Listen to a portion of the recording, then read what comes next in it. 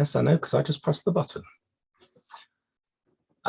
So welcome to the all new format of Post Materialistic Psychotherapy training, which Sentimentology remains part of, and all the stuff, like for those of you that have been through this before, all the Sentimentology stuff is included in this, but we've got more theories, more ideas, and there'll be links to it all across the board. As I said, there will be an app over the next few weeks accompanying it. And also I'm going to try and get recordings of everything I do with you when I'm doing the demos of the sessions. I'm going to try and isolate the recordings of each single one so that we can get them up for you for download. So the first thing really is to identify what post-materialistic psychotherapy actually is. What's the idea behind it? Why isn't it like any other psychotherapy? So I'm sorry for any of the scientists among you, but I'm going to have a bit of a pitch about science, because it's always been constricted by the belief that matter is the only reality and that the mind is nothing more than the result of physical activity of the brain. However, this approach is the same as the approach of religion. It's destructive in itself, and it does not acknowledge the full scope of nature. It is actually a fact that science would be more scientific if it was free to investigate the world in a more natural way without the constraints of materialism and the beliefs instilled by the idea of everything being matter. Now, physics has already started to break free with the branches of quantum, discussions of dark energy, dark matter, alternate dimensions, and other theories. However, these theories have all been devised to explain things that a materialistic version of science cannot. They all refer to ideas that in themselves are post-materialistic. Now, the scientific view for the last few thousand years has been based upon two ideas. Since the ancient Greeks, it's been based upon materialism and reductionism. Everything is matter, and everything complex can be understood by reducing it to the interaction of their parts, or by reducing them to smaller, simpler, and more fundamental parts. So the original idea from the ancient Greeks of the atom, then obviously we've gone into small atomic particles and stuff like that. It's all breaking down to its smallest parts. Now, from the 17th century all the way through to the end of the 19th century, this viewpoint narrowed considerably, until it became an ideological system known as scientific materialism. And this system implies that the mind is nothing but a byproduct of the brain, and therefore our thoughts cannot have any effect on the brain, on the body, on our actions, or the physical world around us. Obviously, we know different. But it is this principal belief that has caused science to prefer medical intervention, such as surgery or drugs, over the power of the mind.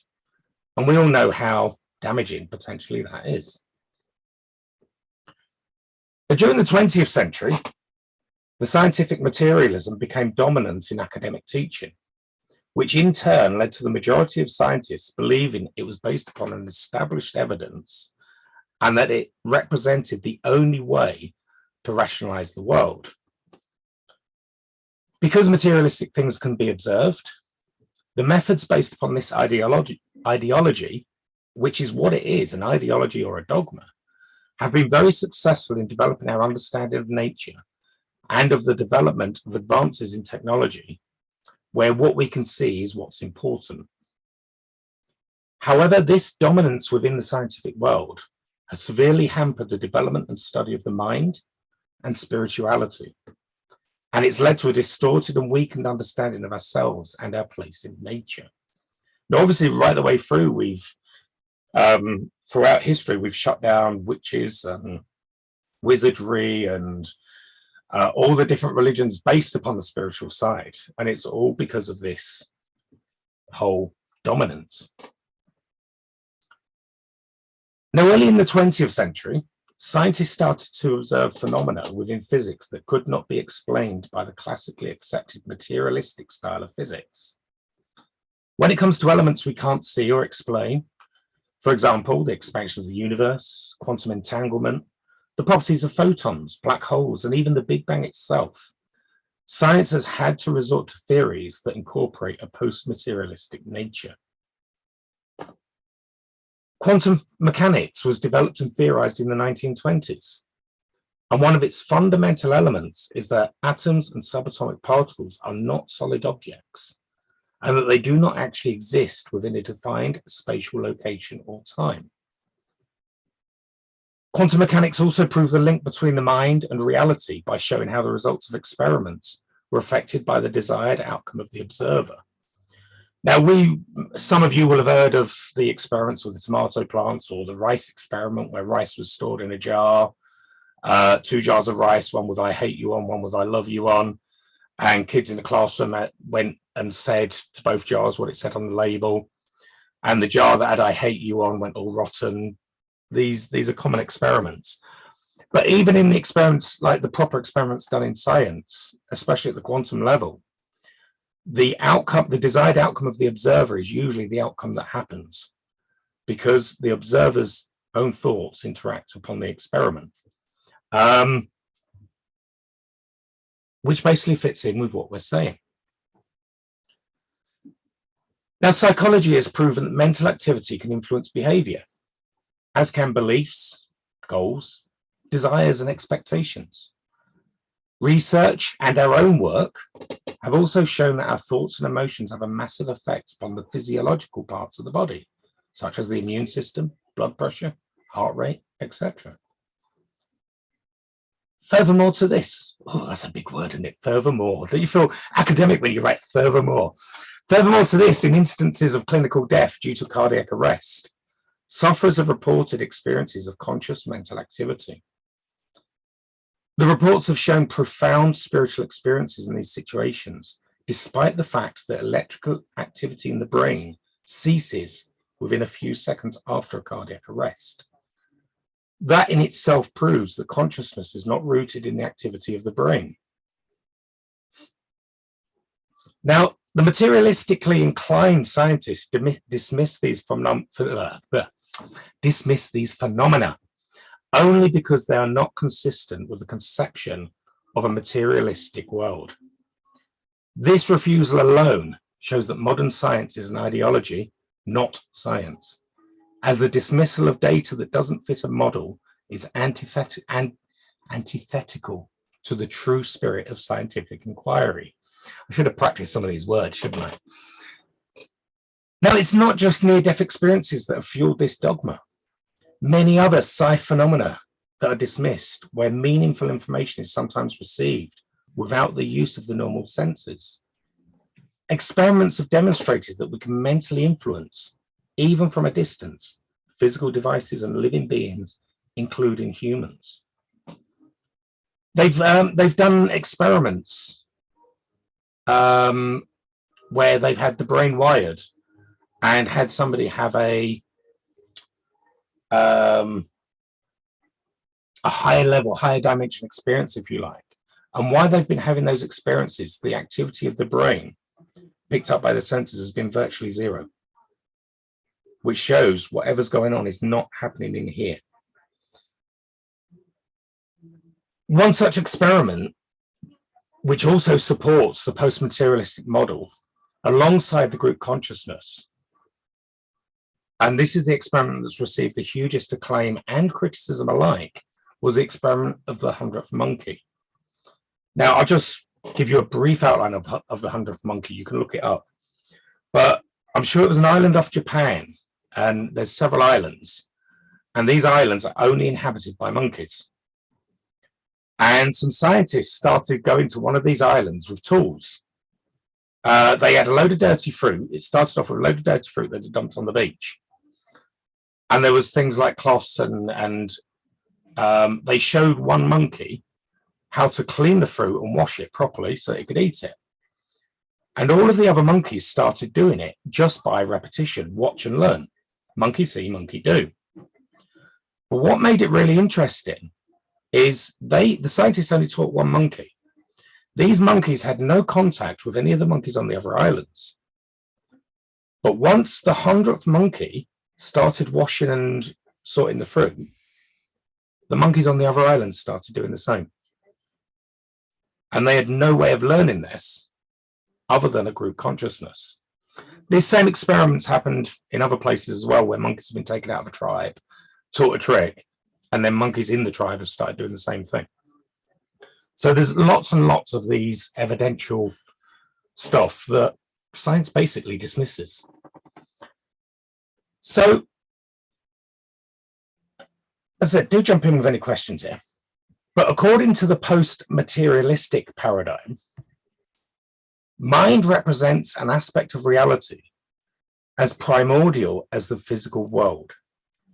The mind is the fundamental in the universe. It cannot be derived from matter, and it cannot be reduced to anything more basic. There's a deep interconnected, sort my mouth out. There is a deep interconnectedness between mind and the physical world. The mind, or will and intention, can influence the state of the physical world and operate in a non-local or extended fashion. It is not confined to specific points in space, such as the brain and the body, nor to specific points in time, such as the present. Since the mind may non-locally influence the physical world, the intentions, emotions, and desires of an experimenter may not be completely isolated from experimental outcomes, even in controlled and blinded experimental designs. Basically says that any experiment ever done is flawed, because somebody wants a certain result for that experiment. They will be influencing the experiment in that way. Minds are apparently unbounded and may unite in ways suggesting a unitary, one mind that includes all individual and single minds. Near-death experiences in a cardiac arrest suggest that the brain acts as a transceiver of mental activity. That is, the mind can work through the brain, but is not produced by it. Now I'm going to explain the theories on that shortly. Near-death experiences occurring in cardiac arrest, coupled with evidence from research mediums, further suggest the survival of consciousness following bodily death, and the existence of other levels of reality that are non-physical. This is all part of the post-materialistic paradigm. Post-materialistic science does not, and this is important, it does not reject the empirical observations and the great value of scientific achievements realized up until now. It does not dispute science in any way. It purely seeks to expand the human capacity to better understand the wonders of nature, and in the process rediscover the importance of mind and spirit as being part of the core fabric of the universe. Post-materialism is inclusive of matter, which is seen as a basic constitute of the universe. Now, the post-materialistic paradigm, it is getting bigger and bigger, and it has massively far-reaching implications. It fundamentally alters the vision we have of ourselves. It gives us back our dignity and our power as humans and as scientists.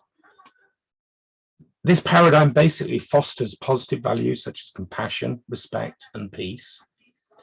And by emphasizing a deep connection between ourselves and nature at large, the post-materialistic paradigm also promotes environmental awareness and the preservation of our biosphere. So this is a global changing idea, not just working with clients, but the reach it has is much bigger. The biggest thing about it is it's not new. Yeah, I'm teaching it now and nobody else is, but it's only been forgotten for about 400 years. And a transmaterial understanding may be the cornerstone of health and wellness. So I just find this. Yeah, the basic concepts of a post-materialistic sort of mind has been held and preserved in ancient mind, body, spirit practices. And most of you already use those paradigms in what you do. Religious traditions use them. Contemplate, yeah, that word, approaches all use it.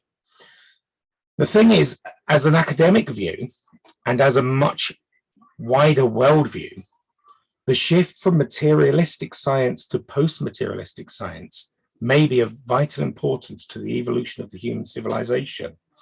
I've had a scary amount of news flashes over the last few days from a number of high-profile scientists declaring the human race is already extinct and we're just surviving as the last of our species.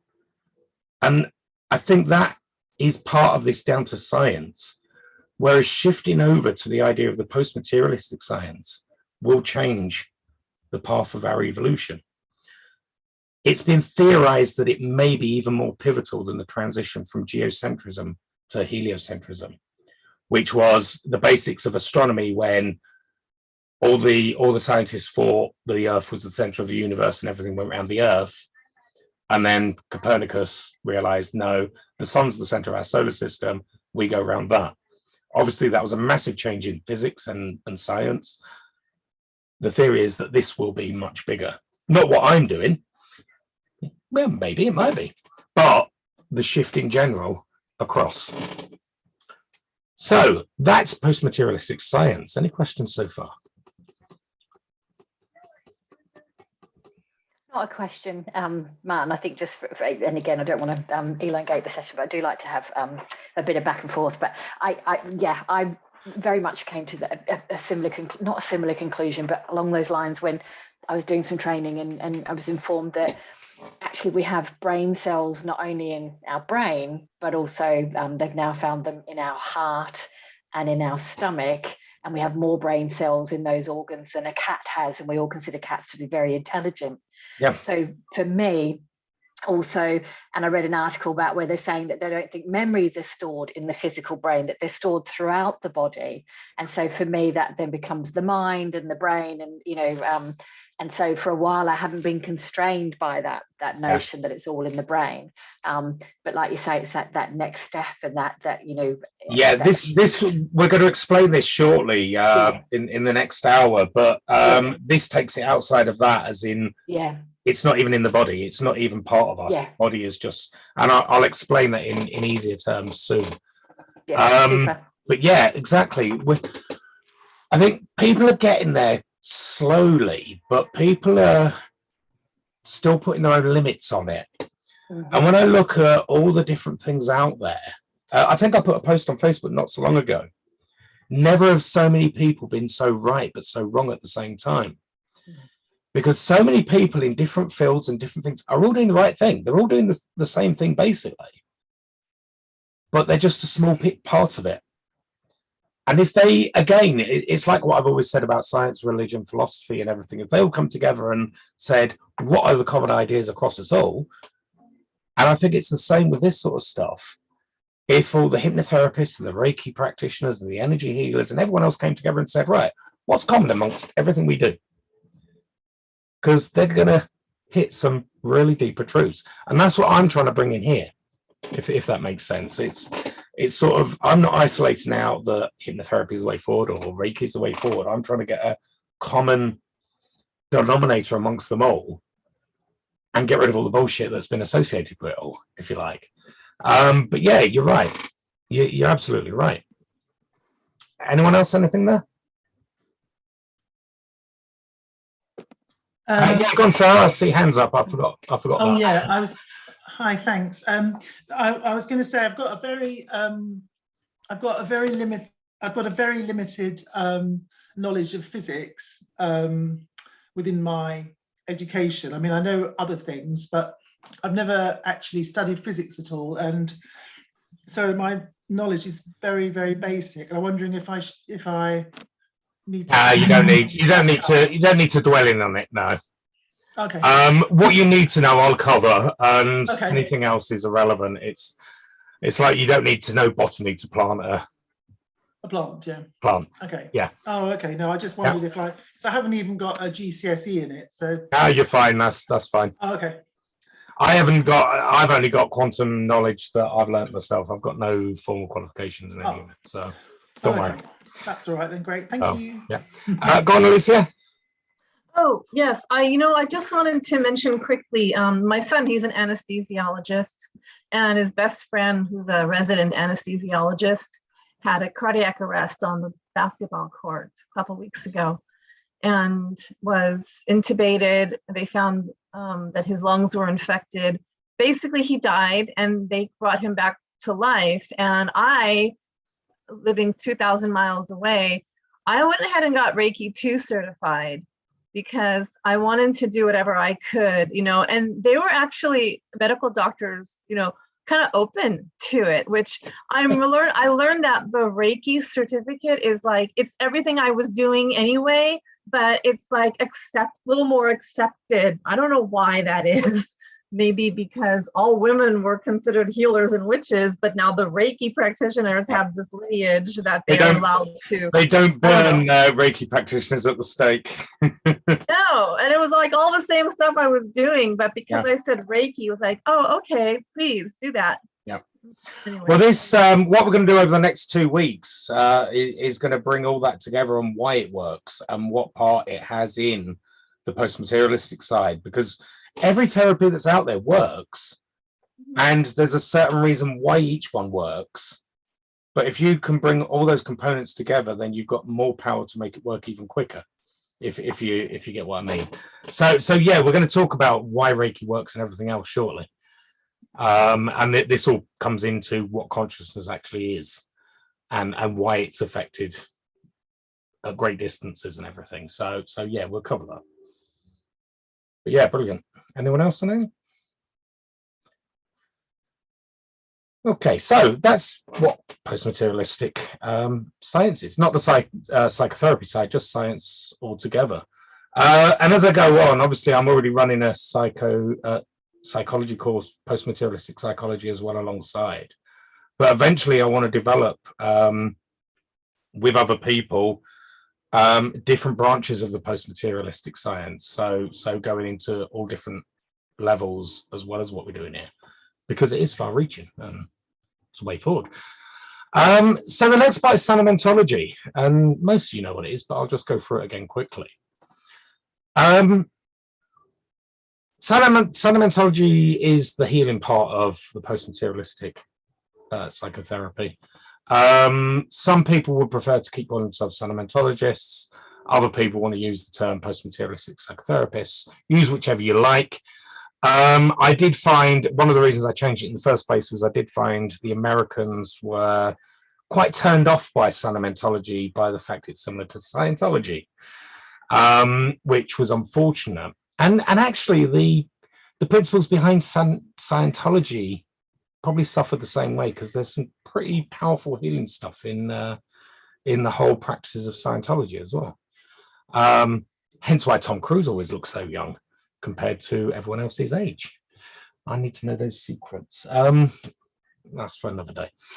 So sentimentology is the therapeutic element of the post-materialistic psychotherapy. But what is it in its simplest terms? We use the power of the dream, as most of you already know. Now, the ability to dream is one of the most powerful processes that we possess. The dream is the ultimate connecting medium between the physical, mental, and spiritual existence. Sorry, 1 second. I'm just sending this guy a message because he's a fundamental part of this.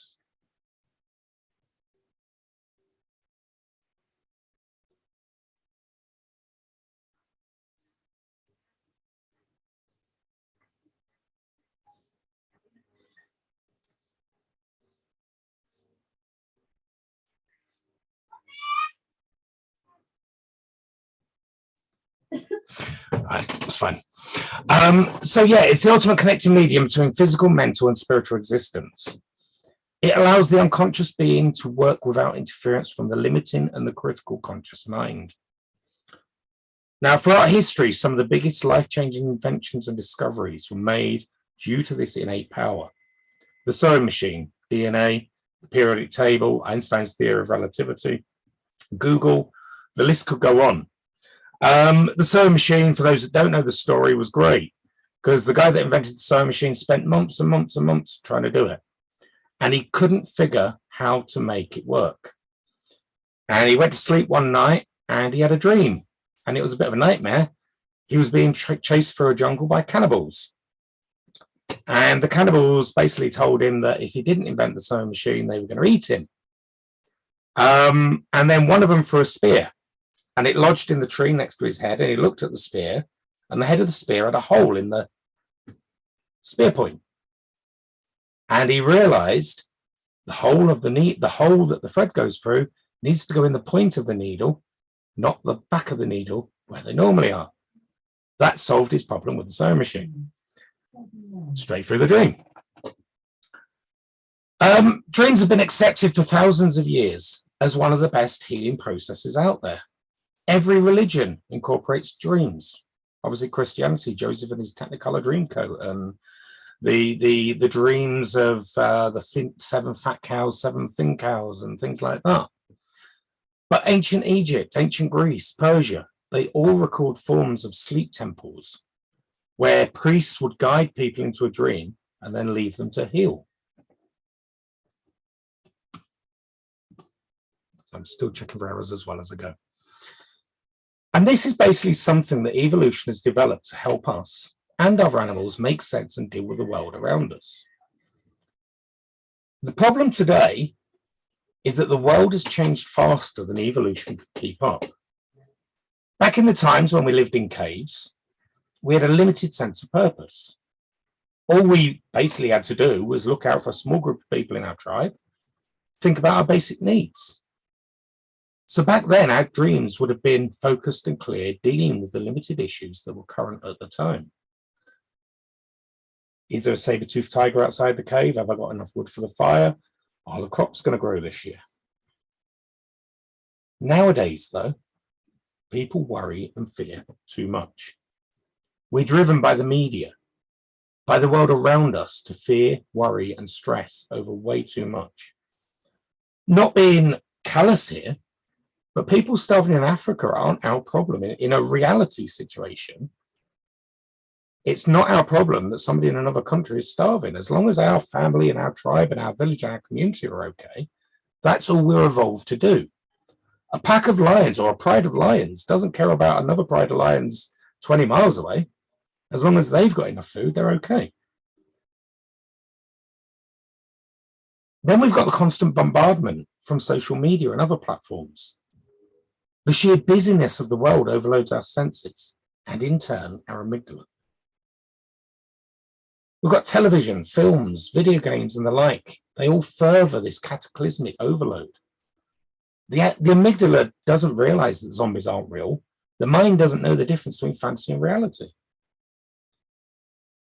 So suddenly, in evolutionary terms, there is a lot more perceived danger to filter out and sort. And we're not built for that. We're not built for that level of information. So our dreams become randomized, chaotic, confusing, and muddled. The amygdala can't do its job properly. And this leads to an increase in anxiety, fear, illness, other maladies. This overload of information creates change in the brain, physical change.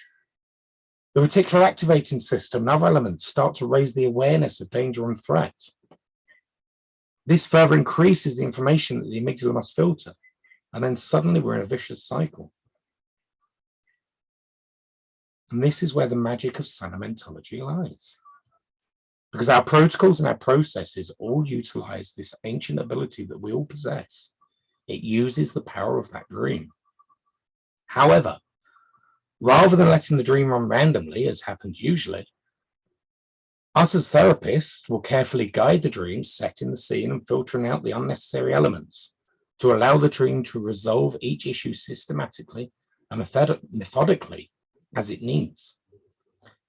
The client's dreams are their own, and they run in the best way to suit them safely. But we remove the muddled and confusional overload.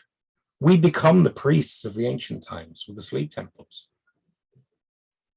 And then with this process, you don't have to wear all flashy gowns for it. That's okay. And you don't get the gold either, I'm afraid. But with this process, we can guide a person to heal, to think clearly, to resolve problems, and build their own futures in ways that are natural, effective, and fast. Physical, mental, and spiritual problems and issues can all be resolved and cleared quickly. And as this happens, the amygdala clears out, allowing it to continue its job of clarity and purpose. Now, the word sanamentology was born from an evolution in a series of therapeutic processes. The word comes from Latin. Sano means to make whole and restore, ment of the mind, and ology, the study and research of. And funnily enough, the logo, the sigma, the capital Greek S, and the small Greek M, mu, represent the sum of and the micro in physics. And this has fitted so many of the processes because we look at the multitude of small things that can accumulate to create bigger issues.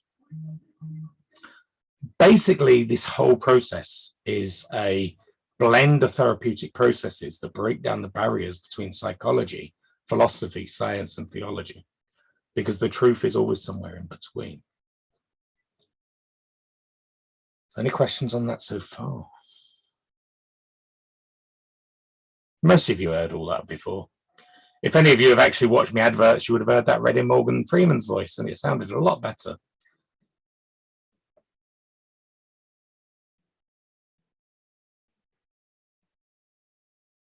Okay, so another introduction. Introduction to you and me and everybody else. So we are incredibly complex beings living in an incredibly complex world in an even more complex universe. We are unable to comprehend and understand everything that goes on. However, the training that you're embarking on now, oh, thank you very much, Alicia. The training you're embarking on now provides the theory and structure to help you to resolve most issues a client may present. This was true right the way through. We've done this, but with the new stuff that's included and the use of it in the correct way, it will make you even more powerful. I don't like that word powerful, but there isn't any other word to actually describe it. But if you follow the basic rules behind this program, you will find yourself easily helping others to change. Now, quite often in this manual, I'm going to make analogies related to computers. A lot of people associate or make those analogies with computers in the brain, but it is a severe understatement of the scale that the unconscious mind works. Now, not just that, most therapies out there work at the unconscious level. And some of you will have seen the memes that some therapists use of the iceberg in the sea, and they say conscious mind above, unconscious mind below. Well, the one that I adapted from that was I zoomed out on it, so the iceberg was really tiny, and said that whole picture was consciousness. Because even the iceberg above and below is only a fraction of what we're actually got. And a lot of the work within this spans the whole of consciousness, not just the conscious and the unconscious mind. Now, many of the ideas, the thoughts portrayed in this manual and in this training are purely theoretical. The problem with post-materialistic science is it cannot be proven because we do not have the instruments to prove it, because that is what post-materialistic is all about. So they are theoretical, but they have proven to have the desired effect. And they have been tested extensively, and the theories have gone through academics and that to be sounded out that they're not complete babble, because I do have a occasional drive to babble, as most of you know. The opinions and beliefs in the manual, in the training, and the ones that I make personally are purely that. They are my opinions and my beliefs. You take from it what you want. I'm not here to change those in you, because what makes us individuals and human is the fact that we are all, despite what they think on Facebook, we're all allowed to have an opinion and we're allowed to disagree and still be friends. So don't think that you have to follow everything I say as gospel, because I'm not here to change your beliefs or your core values. All okay with that?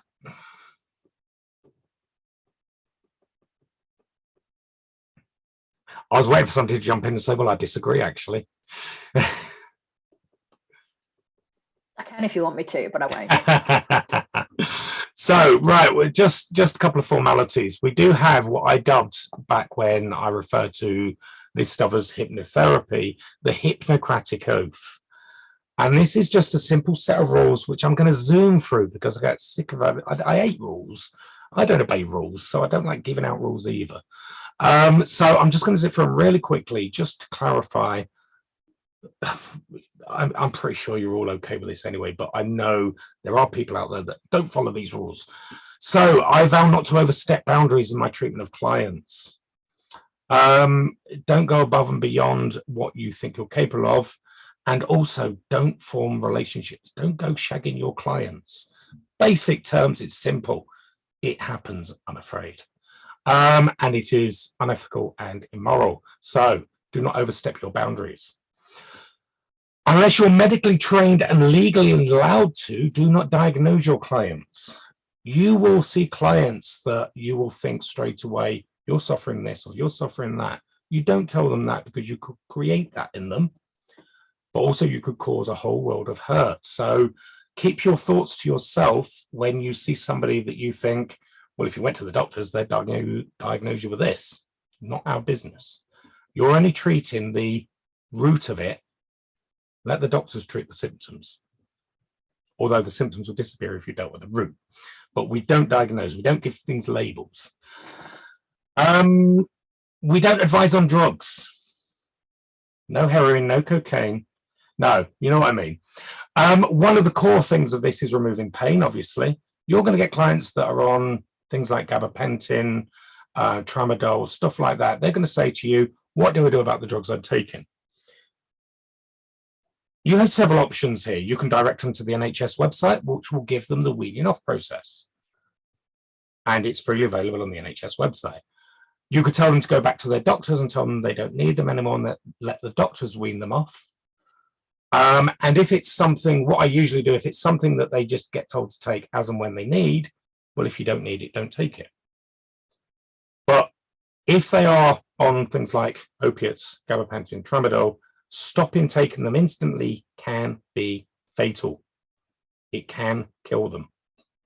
So do not go on that route, down that route.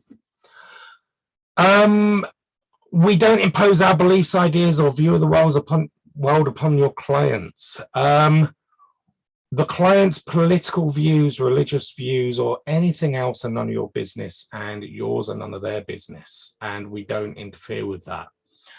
Included in that is things like what you do in the therapy room. I've seen clients that have been brought up in cults, religious cults as children, and they've gone to see a therapist who's brought an angel down to talk to them. No, they do not want an angel when they were brought up in a religious cult.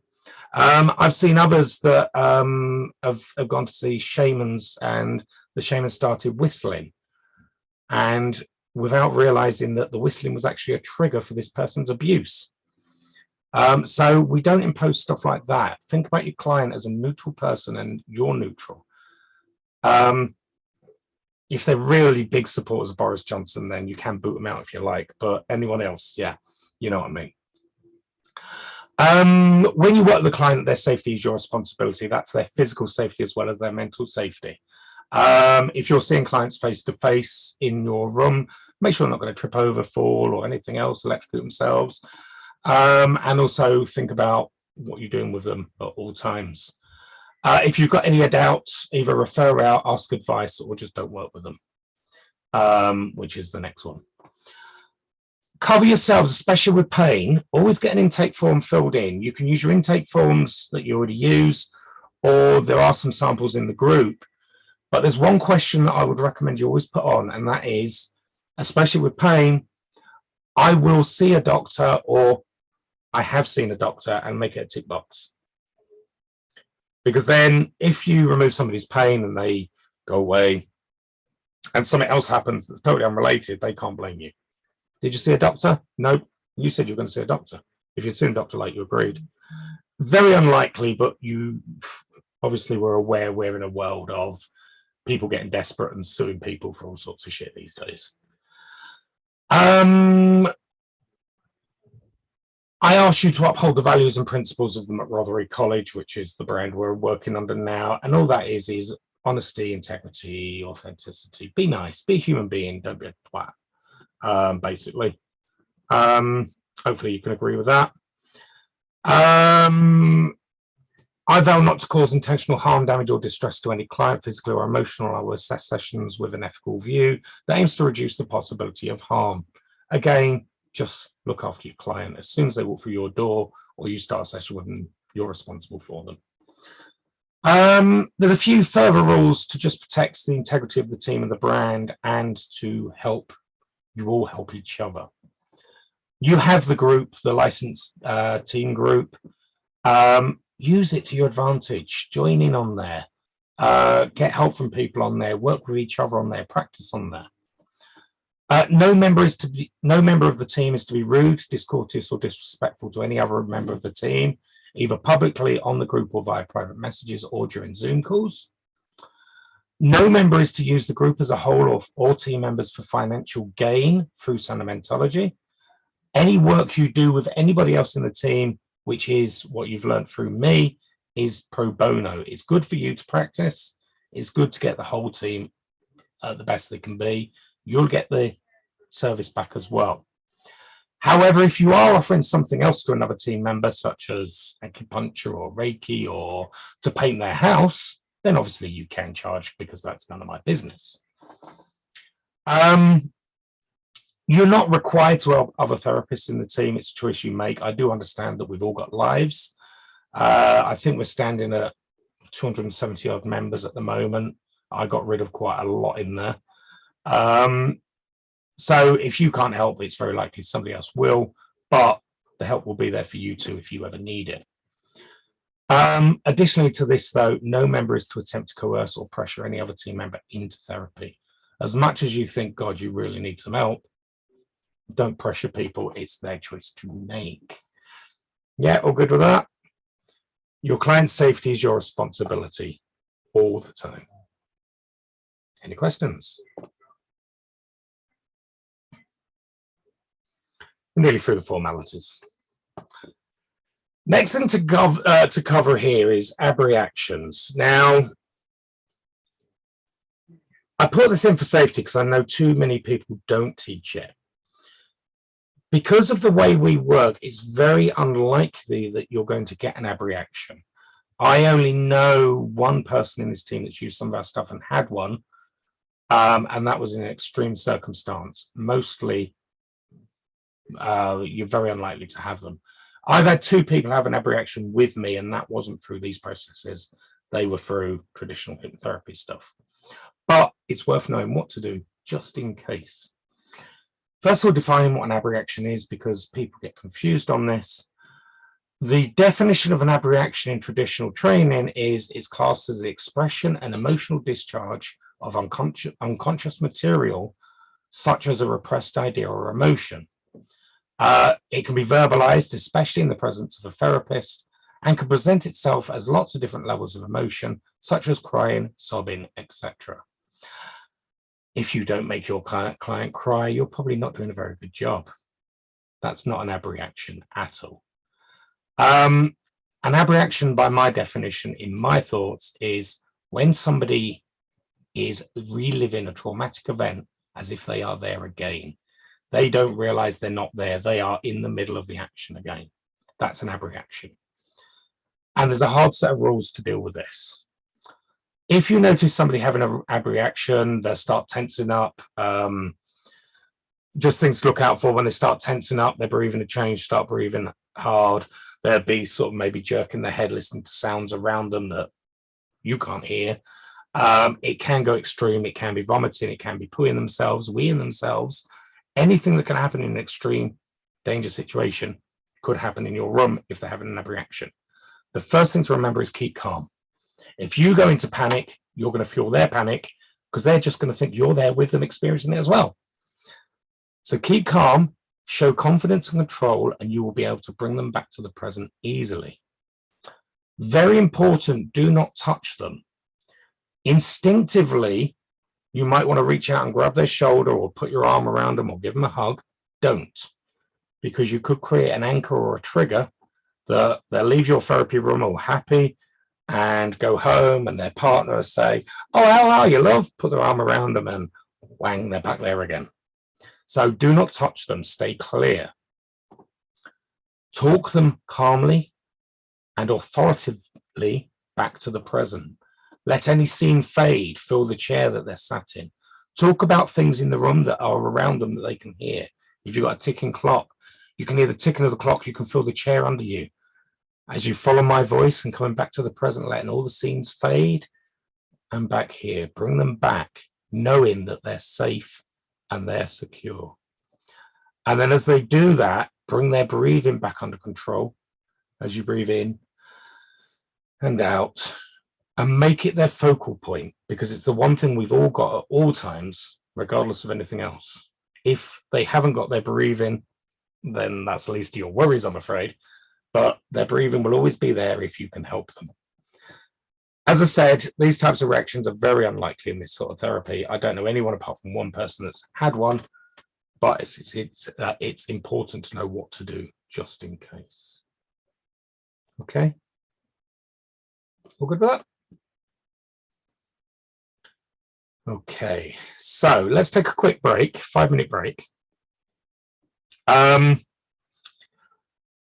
and get yourself a drink. Just clear your head a little bit, because we're going to go even deeper into some scientific ideas. So yeah, 5 minutes and then we'll be back.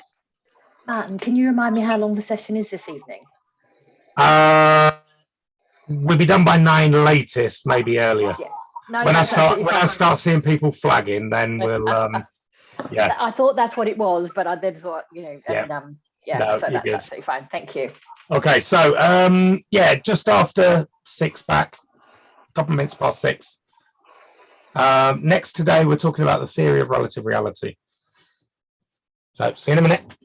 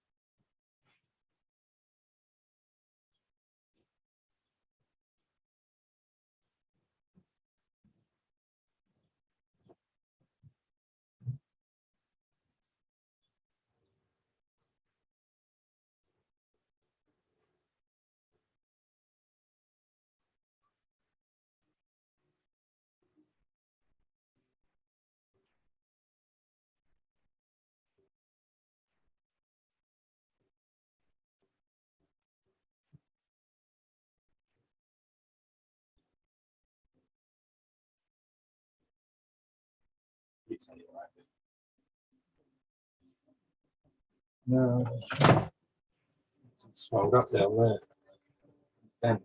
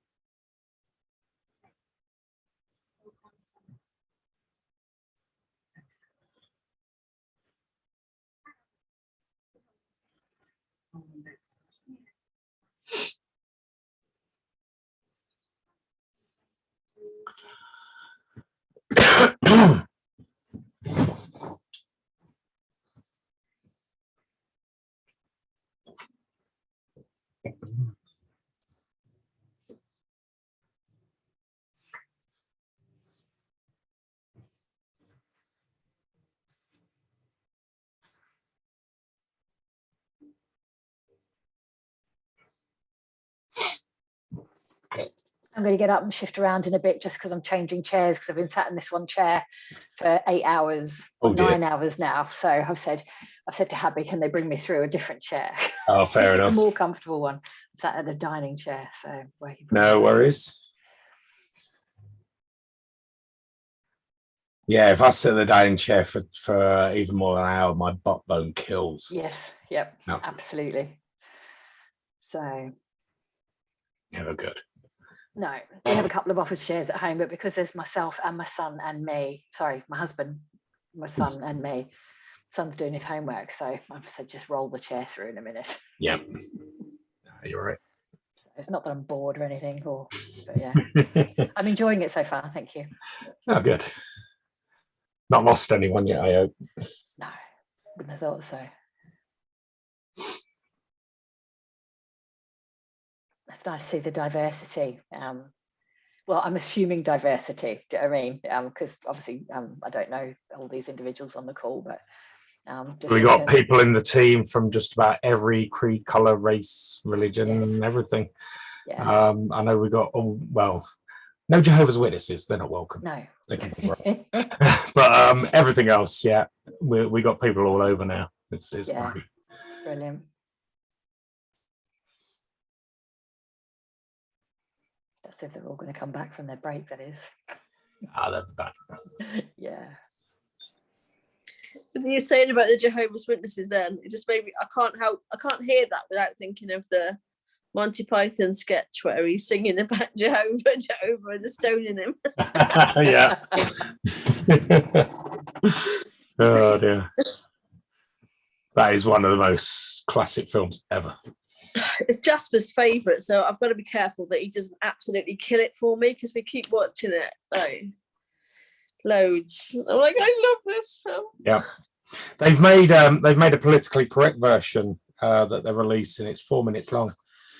You just had to say I can't do that, but yeah, I like the context of that now. Like, well, there was the meme, wasn't it? They've remade Blazing Saddles to be politically correct. It's on tonight from 8 o'clock till 8:07. I've not seen that. You've never seen Blazing Saddles? No. Oh, That's brilliant. It is a good film. It would offend just about everybody that's a snowflake. Oh, lovely. Put that on my to-do list. Yeah. All of the Mel Brooks. Monty Python, good, but Mel Brooks is very underlooked. There's Eric the Viking, wasn't there? There was Blazing Saddles. Oh, I can't think what other ones he did. I don't think I've watched any of his then. Yeah, Mel Brooks is great. Big Time with Hitler, was it? One of them. Yeah, something like that. One, wasn't it? Yeah. That was a good one.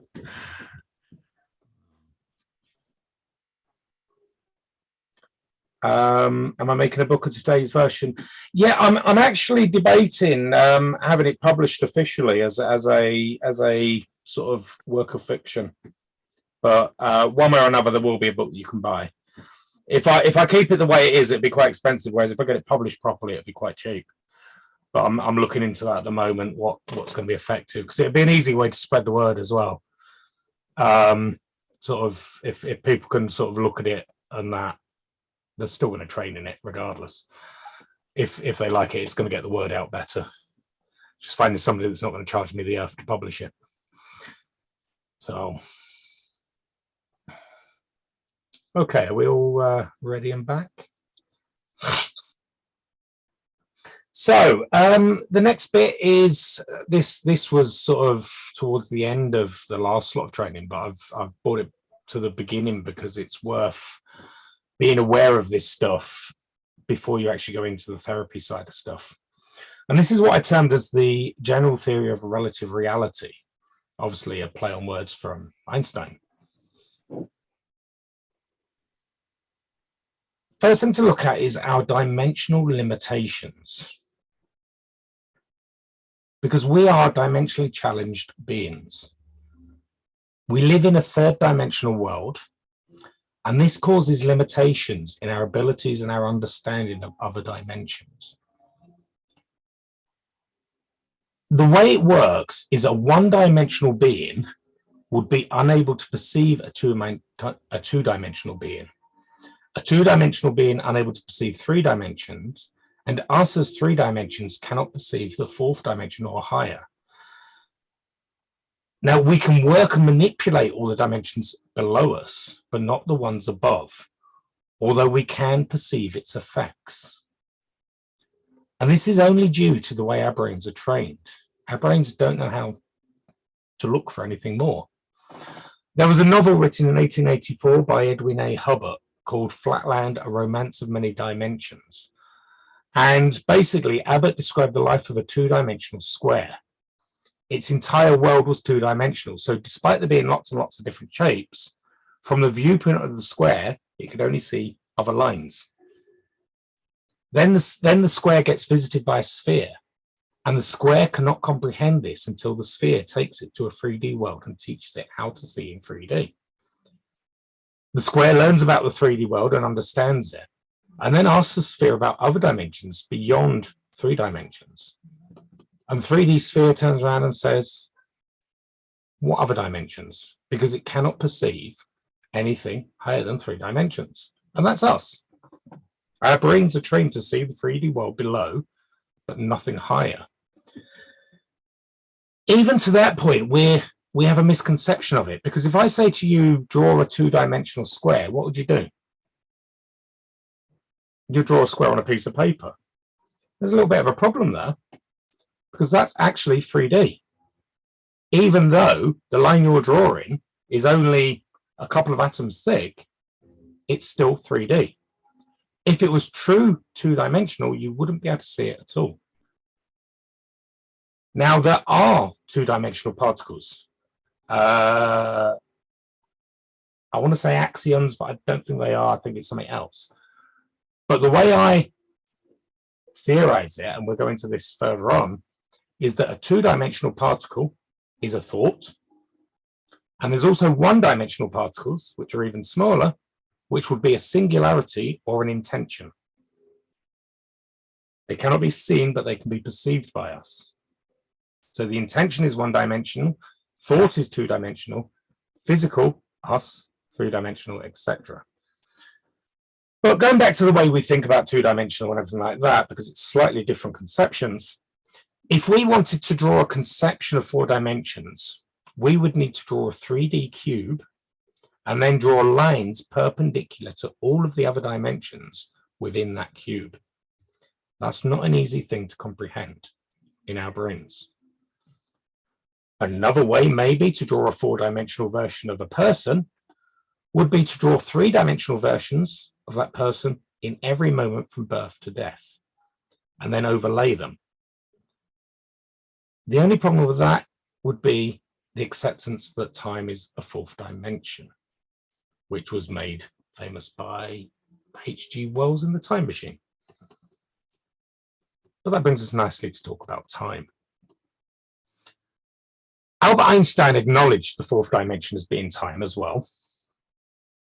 This was, however, before a greater understanding of the concept of time itself. The first way to look at time is as we see it every day, the passing of the seconds, the minutes, the hours, with the existence of a past, present, and future. Now, within this idea of time, Anions, that's the one. Yeah, thanks, Anne. Anions. Did you know that, or did you have to look it up?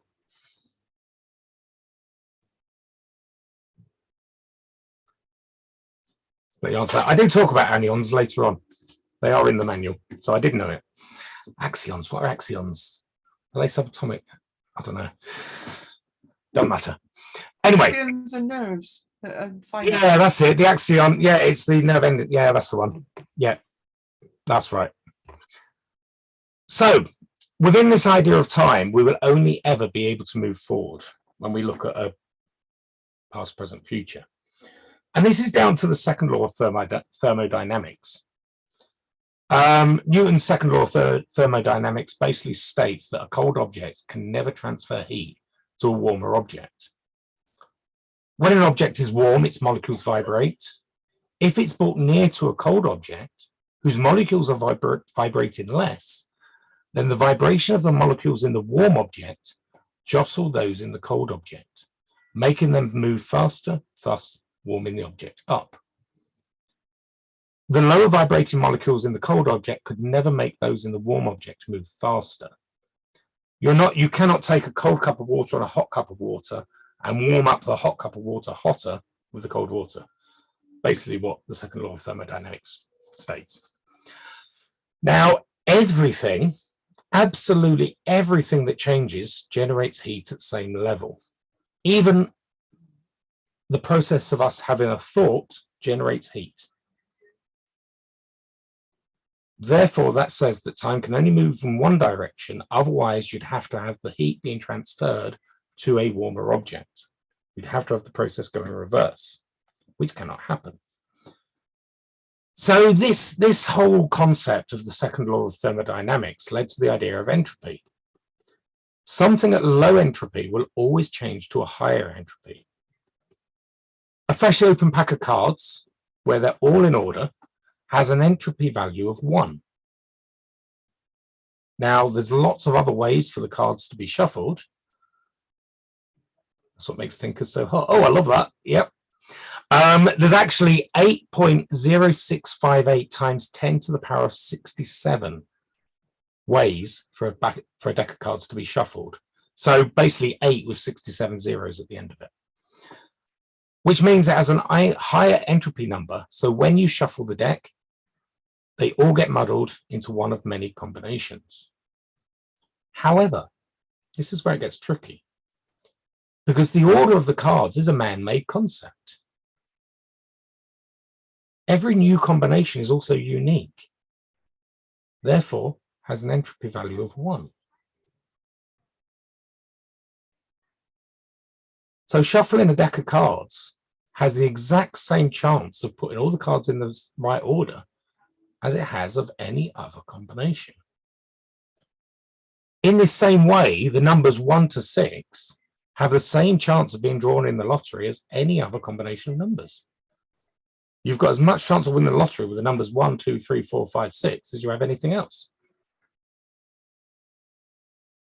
Now, if I was to write the numbers, if you've got the manual in front of you, you can see this, but if I was to write the numbers down, 1, 4, 2, 6, 9, 3, 5, 7, 10, 8, when you see them written, you would very likely have a desire to rearrange them into the correct order, or at least try and read them in the right order.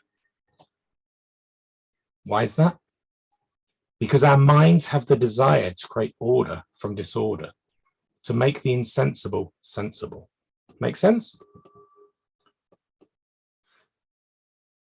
So maybe that's the reason it seems we can only move forward in time, because it's what makes sense to our trained minds. We don't know how to see it any other way. We don't know how to see that a cup of coffee's appeared before I've made it, because it doesn't make sense to our brains. We expect an event to come after the cause. But maybe the cause really happens to create the event in the first place. Maybe an ordered time only exists because we create it as an ordered time. And that's what puts limits on us as a species. Which brings us to a second idea of time. It doesn't actually exist. Now, you'll have heard this so many times in different trainings and that, and people have spout off there's no such thing as a past, present, or future. It's all one time, non sort of linear and everything, but nobody actually explains why or what it is. So I'm going to attempt that for you today.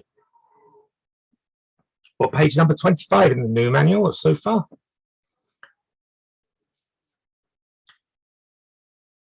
In this alternative idea of time, what we experience of time is actually a series of snapshots of moments that we then put into an order that makes sense to us.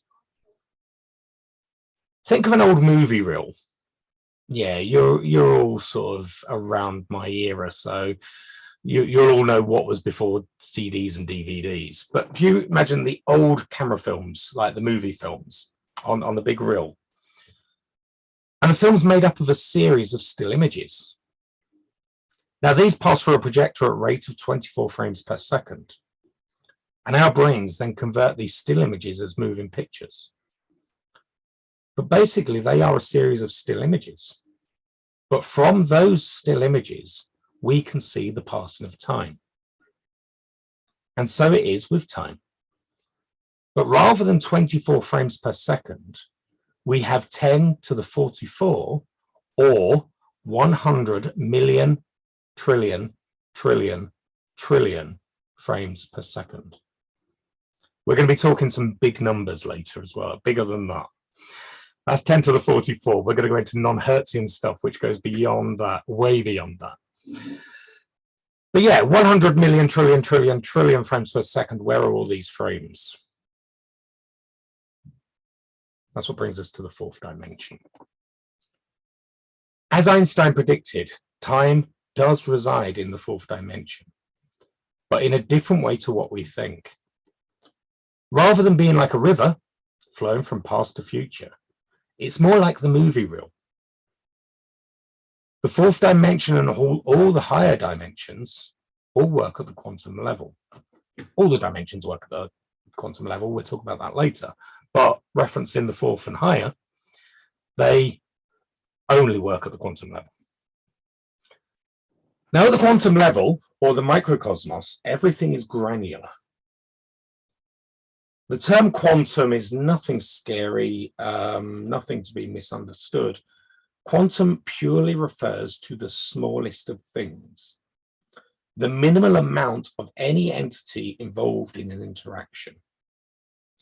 And for everything, there is a minimum scale. For matter, we have the Planck scale. For time, we have Planck time. And the scientific estimation of Planck time is 10 to the minus 44 seconds. Now, at this minute scale, quantum effects manifest and the whole notion of time are meaningless. Basically, each piece of time is a snapshot of that current moment. The next snapshot is then created, then the next, and it's recreated every frame, forming a movie reel. Now, these snapshots are relative to the person that's experiencing the movie. Space, time, gravity, and matter are all formed from the fourth dimension to manifest in the third dimension and lower. Follow me so far? So then we need to look at the fifth dimension before we bring it all together. Being at the fifth dimension, we start to see the true effects of quantum mechanics. Again, these are personal and relative to the person experiencing the movie. But the fifth dimension is a phenomenal dimension. It contains what could be referred to as a person's latent reality. It contains infinite possible versions of a person, a version to match every possible choice, decision, action, etc. of their life. The versions are all there, but most of them exist as unmanifested. You manifest what you need to create into the fourth dimension to be created as reality based upon probability, which we're going to come into later. And then we've got the sixth dimension, which is even more amazing. It has similar qualities to the fifth. However, rather than being personal, it contains the infinite possibilities of absolutely everything. anything and everything that could ever be manifested, all of time, all of space, every idea, every skill, everything for all time in every possible version exists here. There are, according to modern theories, at least another 4 dimensions. I've said in this that they go beyond our comprehension. It would be impossible to even contemplate what may happen at these higher levels, although I've already started working on that bit. So that will come. But that we only need to refer to the 6th for this existence. So consciousness across these dimensions. Before we talk about how consciousness works across the dimensions, we need to establish what it actually exists, what it actually is, sorry. And this is in reference to us as people. There are 2 elements to consciousness. They're intricately linked, but they differ in their states and their properties. And they exist together and apart in a quantum partnership. The first of these is the existential consciousness. Now, something that we're often not aware of, something that you have to really think about here is how we evolved. And I don't mean from monkeys and apes and things like that. I mean way back before that. Because the first things on the planet were single-cell organisms. And then a couple of single-cell organisms got together and realized that they could help each other, and they started to work symbiotically. And that's all we are. We are a symbiotic relationship of 100 trillion individual single-cell organisms. We're basically a zoo filled with single cells, but they all work together, or most of them work together, to create you as you are. We are a symbiotic relationship, that's it. And within that symbiotic relationship, we're going to go into this in more detail it's towards the end of the course when we do base 12 architecture. But all of these cells have consciousness themselves. And it goes even lower than that, because even energy and atoms have the consciousness at much lower forms. And this is the existential consciousness. It's the simplest of the 2, but there's nothing simple about it. Existential consciousness resides within the smallest units or quanta of energy itself, and it comes together within our physical self with one sole purpose: to keep us alive. That's all it wants to do. This would be the consciousness that we use most of the time, that assesses thoughts, memories, beliefs, and the like. It's the most prominent element of consciousness in most people. All things that exist on the physical plane possess this form of consciousness, as will be described in base 12 architecture. Excuse me. I don't just mean people and plants and animals, even rocks, dirt, water, all possess an element of the existential consciousness. It wants to exist. Otherwise, it would just break away in its atoms and fly away. Yeah, not quite like that. What dictates its power and affluence is how it communicates with the other form of consciousness, which we'll come into.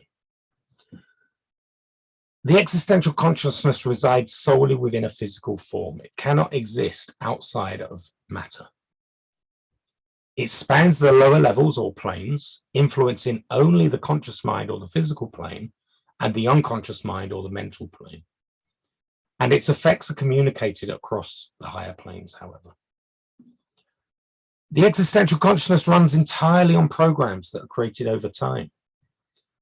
Rather like a computer, it requires external input to create these programs. It cannot create anything itself.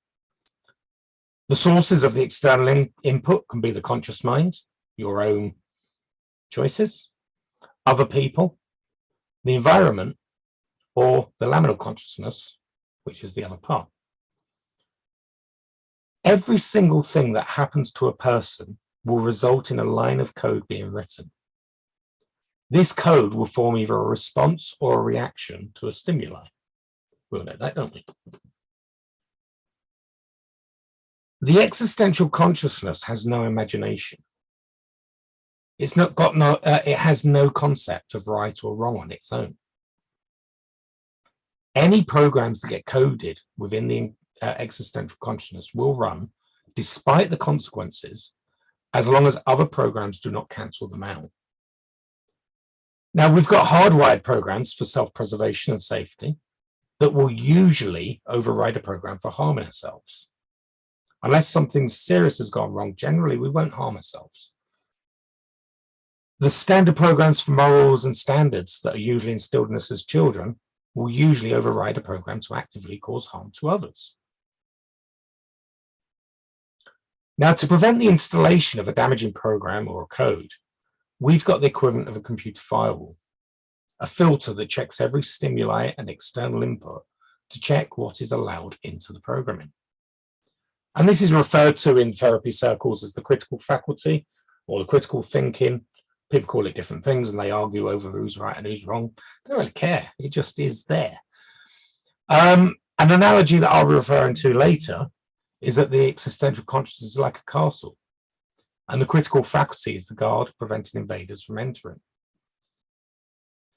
Now, the critical faculty doesn't start to come online until between the ages of 7 and 11. So before this time, there are no internal filters, only those imposed on them by others, by peers, caregivers, authority figures, etc. Before the critical faculty becomes active, even the smallest events can plant seeds or single lines of code into that programming, and these then set the precedent for future issues. If events are left unresolved, they become seeds for bigger issues to grow and manifest in adult life. And we talk more about that when we go into PTSD and the fears and phobias section. Throughout our lives, lines of code are added in abundance to make sense of the world around us. If I say to you the word sky, many of you might think the color blue, because we've got a line of code that was installed to say the sky is blue. Unless you live in Britain and it's grey most of the time, but generally blue. Funnily enough, if you went to ancient Greece and said sky, they would think bronze, because they didn't have a word for blue, because blue didn't exist in nature very often. So the nearest thing they could associate to blue was bronze, and they called the sky bronze.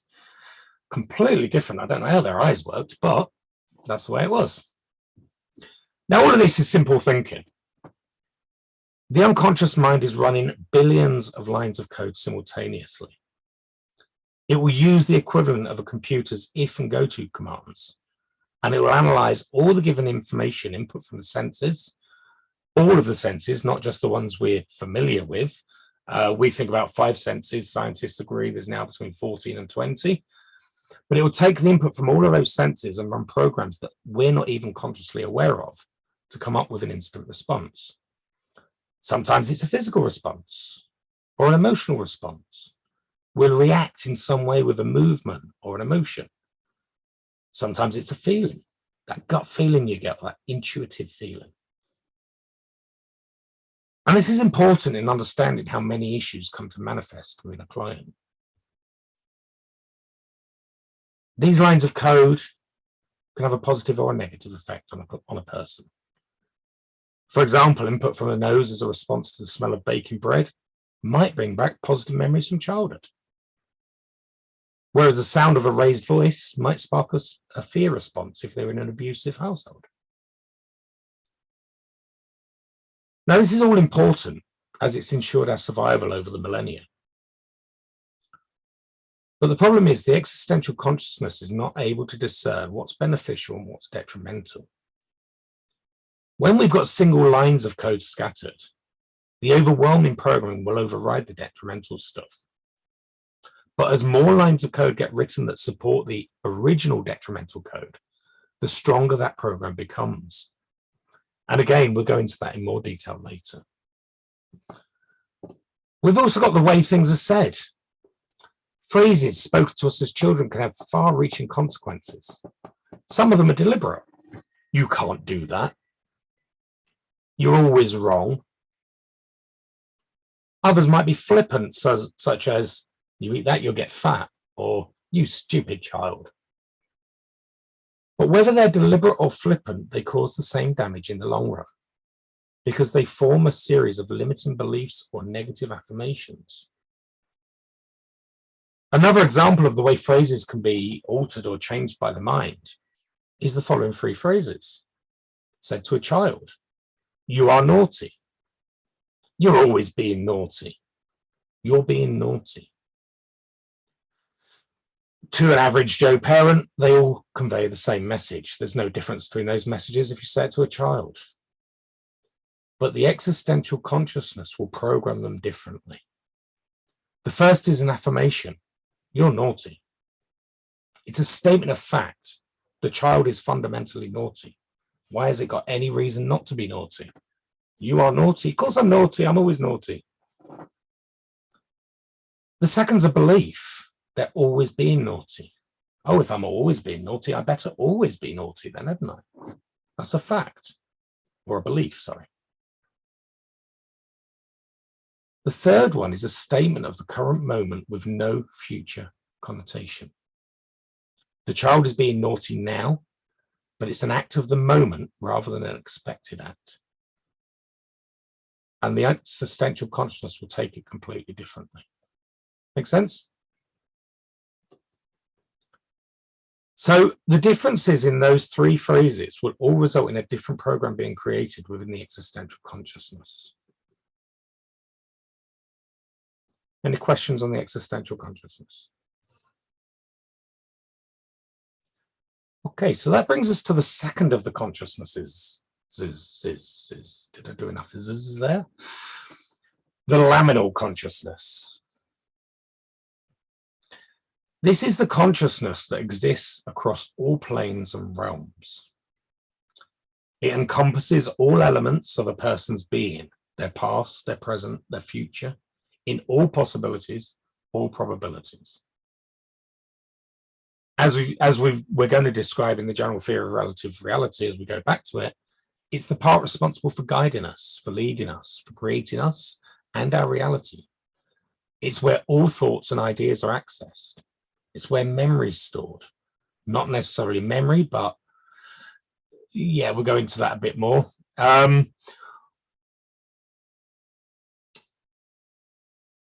Yeah, we'll talk about that later because that gets complicated when we look at memory and learning. I think Socrates said there's no such thing as learning because in an existence where we're eternal, we have already learned everything there is to ever learn. It's not a case of learning something, it's a case of remembering it. And it's just memory. Everything is memory.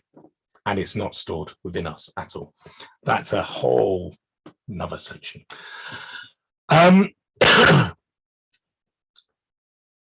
laminal consciousness will provide cues to the existential consciousness to help us survive. And it's made up of separate elements. We've got the conscious mind or the physical plane, the unconscious mind or the mental plane, the spirit side of us, the higher spirit, which I dub as alpha, and omega or the universal plane, which is its connection with everything else. The level of conscious influence upon the physical form is controlled or throttled by the existential consciousness by use of belief and intent. This is where we start to sort of see how the law of attraction actually works amongst this as well. The laminal consciousness resides outside of the physical form as the post-materialistic mind. And this is where the magic happens. So let's go first and talk about the post-materialistic mind. We've talked about post-materialistic science. Where does the post-materialistic mind come into this? So since the 17th century, it's been presumed that consciousness is a byproduct of the matter of the brain, like we've already discussed. However, this does not explain the scope of human experience and emotion. And as I've already talked about, when undergoing testing, people have reported higher states of awareness and consciousness, while sensors wired to their brains report little or no brain activity at all. Near-death experiences, the placebo effect, and other phenomena also dispute the idea of the brain being the root of consciousness. Now, my theory of it is the brain is the equivalent of a router in a computer network. So if you think about the little black or white box that you've got from Sky or Virgin or whoever your broadband's with, that brings the internet from outside, that's the equivalent of the brain, in my view. It will allow consciousness to route signals to all parts of the body while not actually residing within the brain. So you might ask, where is consciousness? I will counteract that with, where is the internet? Because it's the same question, just on a bigger term. So we've got, I don't know whether this is going to work. For those that haven't got the manual in front of them, bear with me. Can you see that? Does that come up? Yeah, I've not done this very often. So that's a sort of just a comparison of you've got the router and the brain. The router sends signals round throughout the network to your phones, your cameras, your PlayStations, your computers, your laptops. The brain basically does exactly the same thing, sending signals throughout the body. The body just being a similar network on a bigger scale to the computer network. Yeah, makes sense? Nice and simple. I don't know why it went so big there. No, I didn't want to do that either. So I don't know what I'm doing there. I'm confused. Stop that.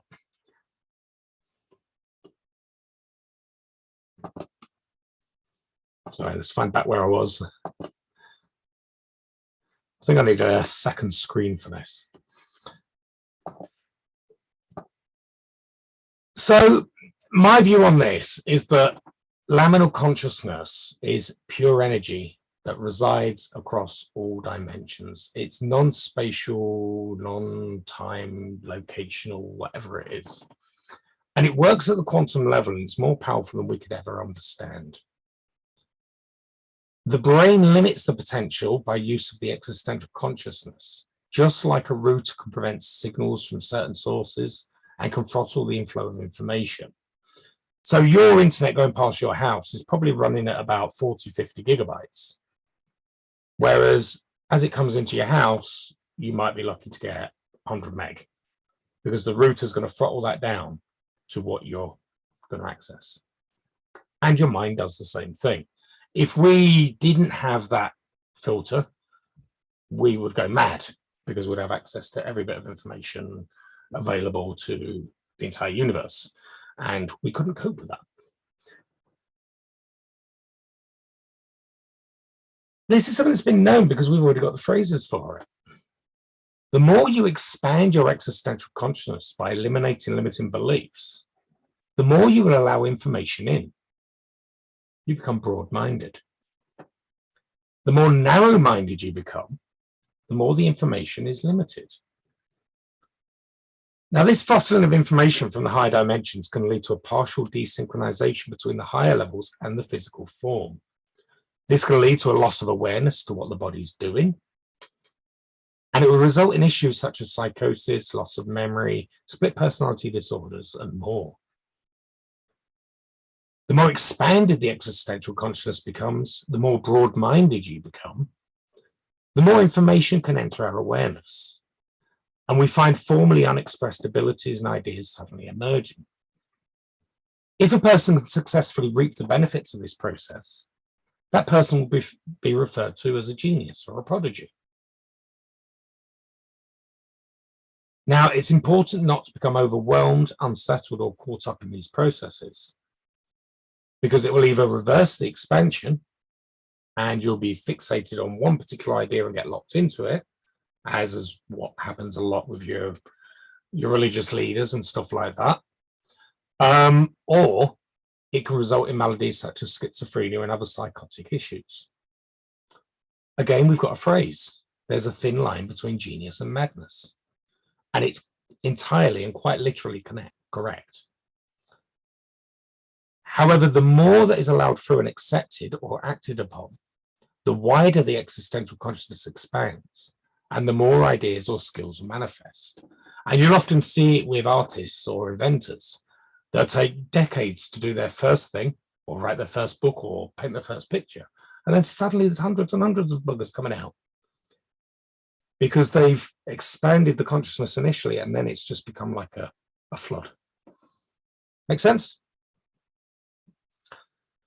So, to explain the roles of consciousness at each dimension, we need to work in reverse and start at the 6th dimension.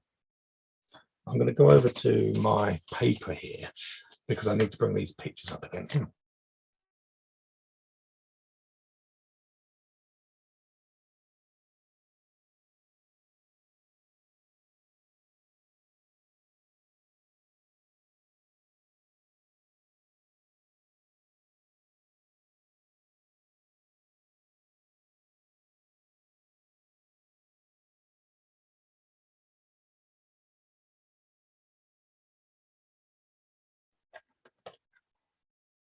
Hear me now?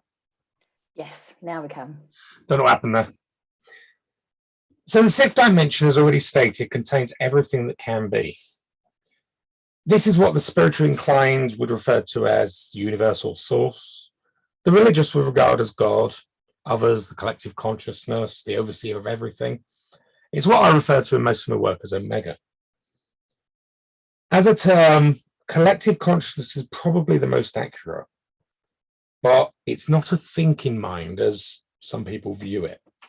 Rather, it's an infinite pool of possibilities and probabilities. Basically, everything that could ever be has a blueprint here. Every idea or thought everyone has ever had, past, present, and future, all exist here as a potential. So this is where the geniuses and the prodigies get their skills and their ideas. It's the zone of latent probability. Even the idea of you and everyone else begins here. This feeds into the 5th dimension, that of the latent reality. In this dimension, you exist as yourself. Let's bring this diagram up for anyone that can't see it. Got share again. Screen share. Again, but then move to the next picture. There we go. So this feeds into the 5th dimension, that of the latent reality. And in this dimension, you exist as yourself, separate from everybody else. This is the dimension that defines you as an individual. It's relative to you alone. And in this dimension exists every possible version of yourself. Again, an infinite number of possibilities. For every choice you've ever made, the version of you that you have chosen differently exists here. Sorry, was somebody going to say something? Yeah, sorry, Martin. You said the 3rd dimension is where we exist. I didn't catch. No, these are the blueprints in the 5th. 5th and 6th are your blueprints. Right. So a version of you as a blueprint or an idea exists here. Okay. Yeah. So this is the part that I refer to as alpha in the as we go on. It's your higher spirit, really, where anything and everything is accessible, but also where you communicate between other consciousnesses. This is the zone where morphic fields communicate. It's the zone where metaphysical and paranormal activities exist. This feeds into the 4th dimension with a set of instructions to create you in the physical reality. What I refer to as spirit resides across the boundaries of the 4th and the 5th dimension. So at the 4th dimension, this is the realm of your your unconscious or subconscious mind. Between the instructions from the higher dimensions and those from your unconscious, you are created into matter here. Your physical, your emotional self, all your issues, all your attributes of you, your knowledge, your skills, abilities, all become your perceived reality. And then as matter, you are recreated as a snapshot once every unit of Planck time. Yeah, sorry, you're recreated as a snapshot once every unit of Planck time. Consciousness crosses all of the dimensions and recreates you each time based upon probability. The closest analogy of this movement and time for our perception would be when you look at stop-start animation. When you've got a clay model and you move it a little bit, take a picture, move it a bit more, take a picture, put them all together, you've got a moving clay model. Think about Wallace and Gromit. These snapshots are then projected onto the third dimension to create reality. Make sense, sort of? Yep. Don't expect it to straight away. We're going to go even deeper on this yet. So if that's the way it happens, if it's going up and down creating these snapshots, why don't we create our own realities? Well, actually, we do, which we'll go into. So that diagram that I've got showing at the moment shows the correlation between the dimensions and the levels of consciousness. I've deliberately split the dimensions as a wavy line to show that the boundaries are blurred and they're not absolute. And that's the quantum field. Your second picture, if I can figure out how to move on, this shows two different people existing connected at omega at the collective consciousness at the sixth dimension. But person A's got a broader mind than person B. Quite literally, broader and narrow-minded. So person B is slightly more narrow-minded than A. And then showing the connection between the existential consciousness down at the third dimension and fourth dimension to the rest, the next diagram shows people, animals, plants, and inanimate objects. So your people, you've got your broad-minded, your narrow-minded. Your animals are even more narrow-minded. They don't have as much of a connection to the laminal. Plants, virtually none. Inanimate objects, there's no connection there at all. So they can't actually create or anything like that. Make sense? So, coming back to where we were.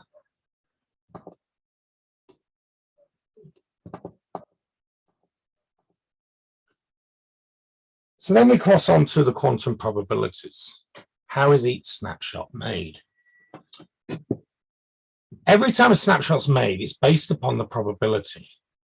The consciousness is traveling up and down the dimensions instantaneously and constantly carrying information. The information is quite literally that breakdown of the word. It's constantly in formation. It's being formed anew constantly. Each time it comes down, it will create the next snapshot based upon frequency. But what's the frequency? Law of attraction practitioners and the like, they're generally half-wise, as I like to call them, practices of manifestation. Talk about frequency vibration like it's something that's easy to change, like turning a dial on a radio. But when somebody says, if you want abundance, you must vibrate at the same level, what the hell does that even mean? I don't know what the vibration of money or fame or love is. If it was that simple, wouldn't everyone be doing it much easier than what they do currently? Because that's not what it's all about.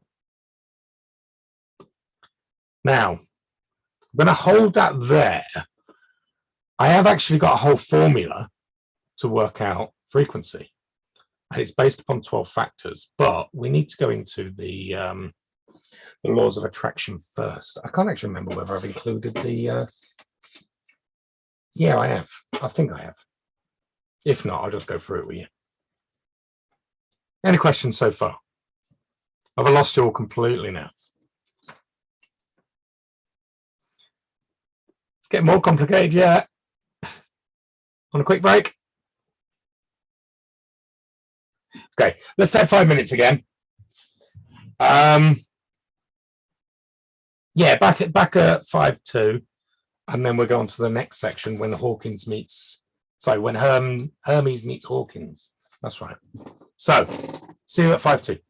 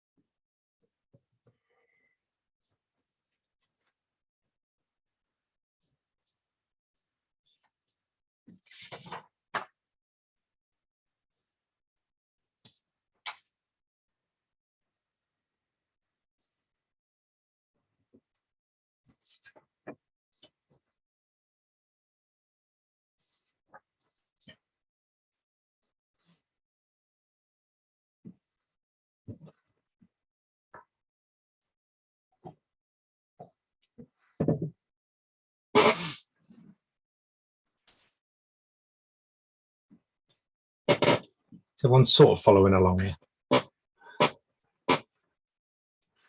It'll all come together. It comes. Yeah, absolutely. I'm just like, yeah, I'll just listen and I'll listen, and at some point it will just all and fall into place. It's really, really clear, crystal clear in my head, but actually putting it into words was very, very difficult. Yes. I don't know, I've done a bad job. No, I think you've done all right. I've kept up to date, or kept up with it, with most of it. There's a couple of bits that have just drifted off, and I'm just like, oh, they'll come back to me at some point. Yeah. You know. Well, that's it. You don't. It's as long as you've got the awareness of the concept, then yes, everything else will come together. Keeping an open mind. It's surprising how much difference it makes, because this is only my second time round, isn't it? And it's surprising how much of a difference just that hearing it once before makes a difference. Because this is really deep stuff, isn't it? This isn't like surface level. No. So to keep up, to expect to keep up if you've never been introduced this to before, is a bit, unless it's super up there, which I'm definitely not. Even if you don't follow it, it's having it implanted into your mind when you're working with your clients. Your unconscious mind will be working at the level that you might not consciously be aware of, which just increases your ability to work with clients without even realizing it, sort of thing. That's the idea behind it. I think the biggest thing for you with this, though, is in your head, you're so familiar with this. You've been doing this for years, and you might have delivered one sentence, whereas for us, that sentence is an entirely new construct and concept. Yeah. So I don't know if you noticed, but you'll be talking, and I'm looking up at the sky, because I'm like, when you're talking about the sixth dimension down to the fifth, I'm visualizing things dropping down through different levels, and like what's allowed to get through and permeate it. And I'm like to then I almost have to like close the sense down so that my brain can do that bit, and then I can come back in again. Again, that's the way our brains are trained. I mean, when you take out the physical reality of even the planet Earth, there's no such thing as up and down and stuff like that. Because it always amazed me when you watch Star Trek or anything like that. When two spaceships come together, they're always the right way up. But there's no up or down in space. So in reality, one would be upside down to the other one. And so those sort of things people don't realize. It's, again, our brains being trained.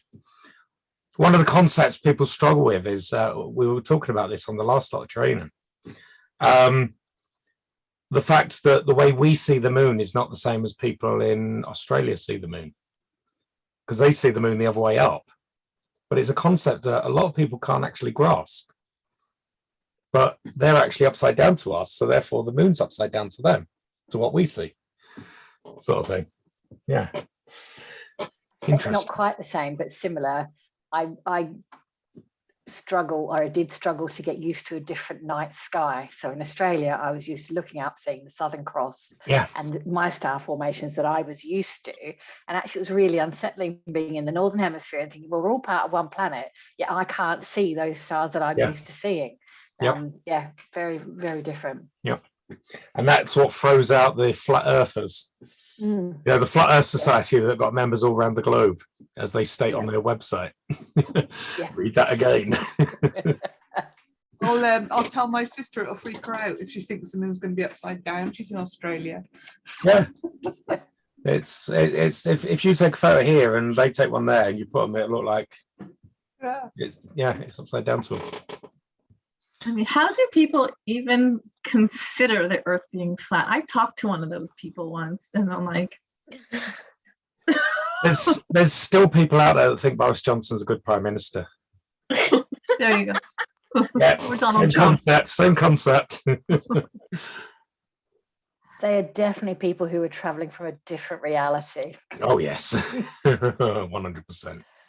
Well, Martin, I think I mentioned, I live in Italy part-time. I'm in California now, but it's interesting because California concept of time versus Italy concept of time are so different that I can understand these different meanings, of time, because it's like time in Italy it's so different. It just falls back on itself.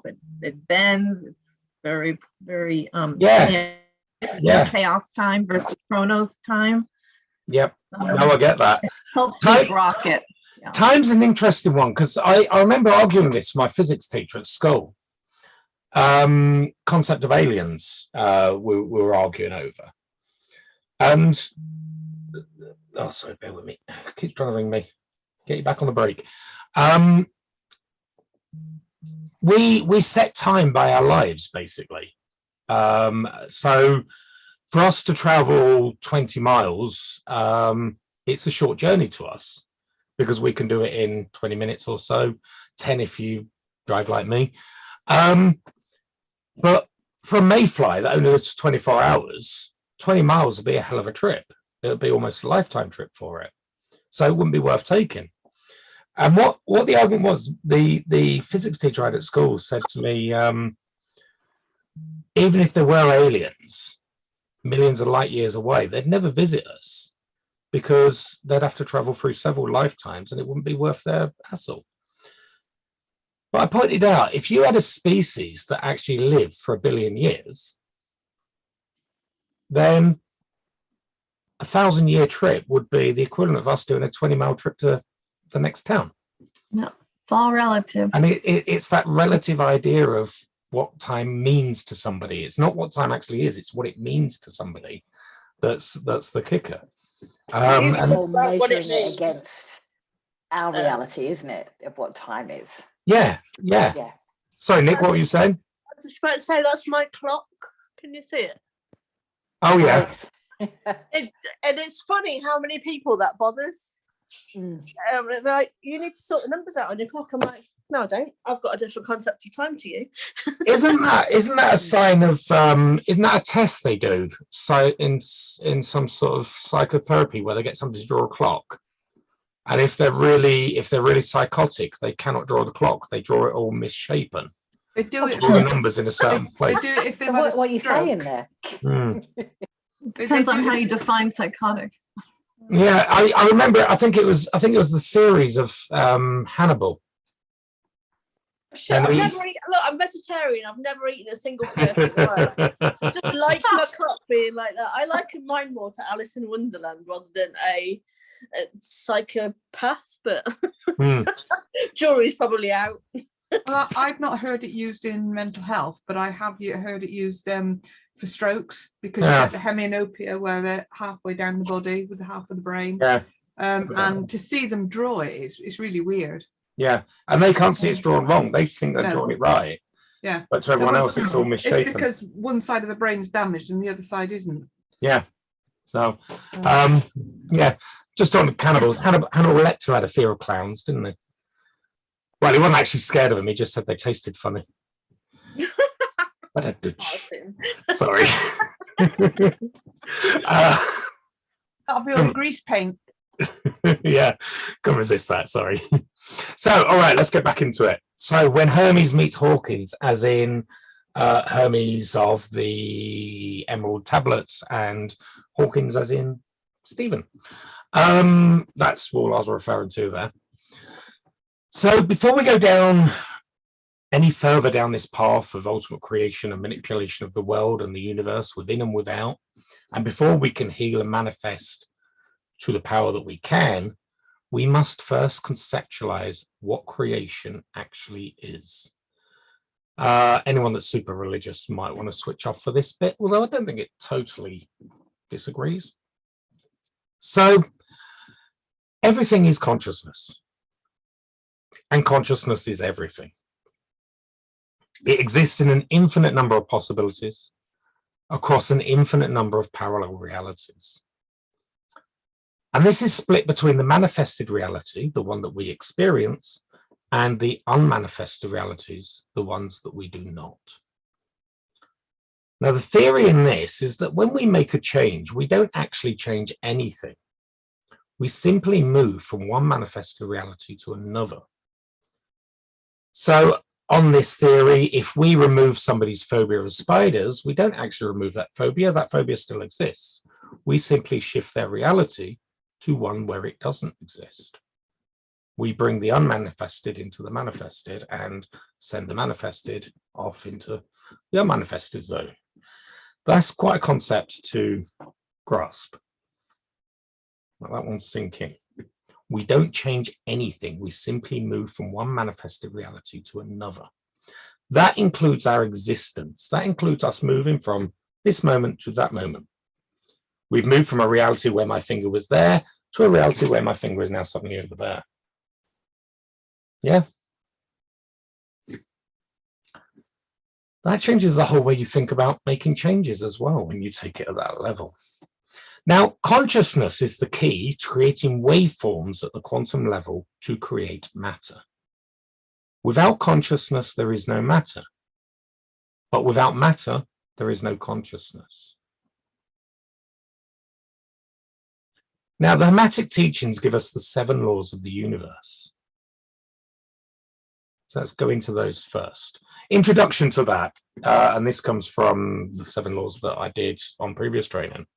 As individuals, we start with nothing and we end with nothing. Nothing but thought from which everything springs. Now, I want you to think for a moment, if you've done this training before, think about the interactive lucid dreams. If you've never done this sort of training, just think about a dream or a thought in general, or any other process on the mental plane. They all start with nothing. But then we start to create. The visuals begin, they're fuzzy, they're rough, they're rudimentary at the start. Then they become clearer, taking on a life of their own. Then characters might forming their own personalities. Sensory elements of the dream begin to leak into the physical plane. Time in these processes becomes irrelevant. Events that might take hours on the physical plane can be experienced in their fullness in no time whatsoever. You're going to all experience that as we go through the training. Now, just a question for you here. When you experience the people and animals in a dream, and they act seemingly on their own accord, could they be described as having their own consciousness on the mental plane? Do we create from nothing a whole existing universe on the mental plane that exists for that moment, evolving during the process, before returning to oneness with us? For that period of time, could the characters of that dream be described at the level of the mental plane as sentient beings? Now, as below, so above, and as above, so below, with this knowledge alone, you may work miracles. A direct translation from the Emerald Tablets. In the space of a dream, entire lifetimes can be lived, and so it is with the universe. Whatever the name you want to give the collective consciousness of everything, source, God, the all, thought has created this universe and everything in it from a single thought. Now, I refer to it as a single intention. The Bible refers to it as logos, or the word of God, but it's that first intention, which then the one-dimensional part, which becomes the two-dimensional part of thought, which becomes the three-dimensional part of existence. But the universe as a whole starts with a rudimentary mess as everything started.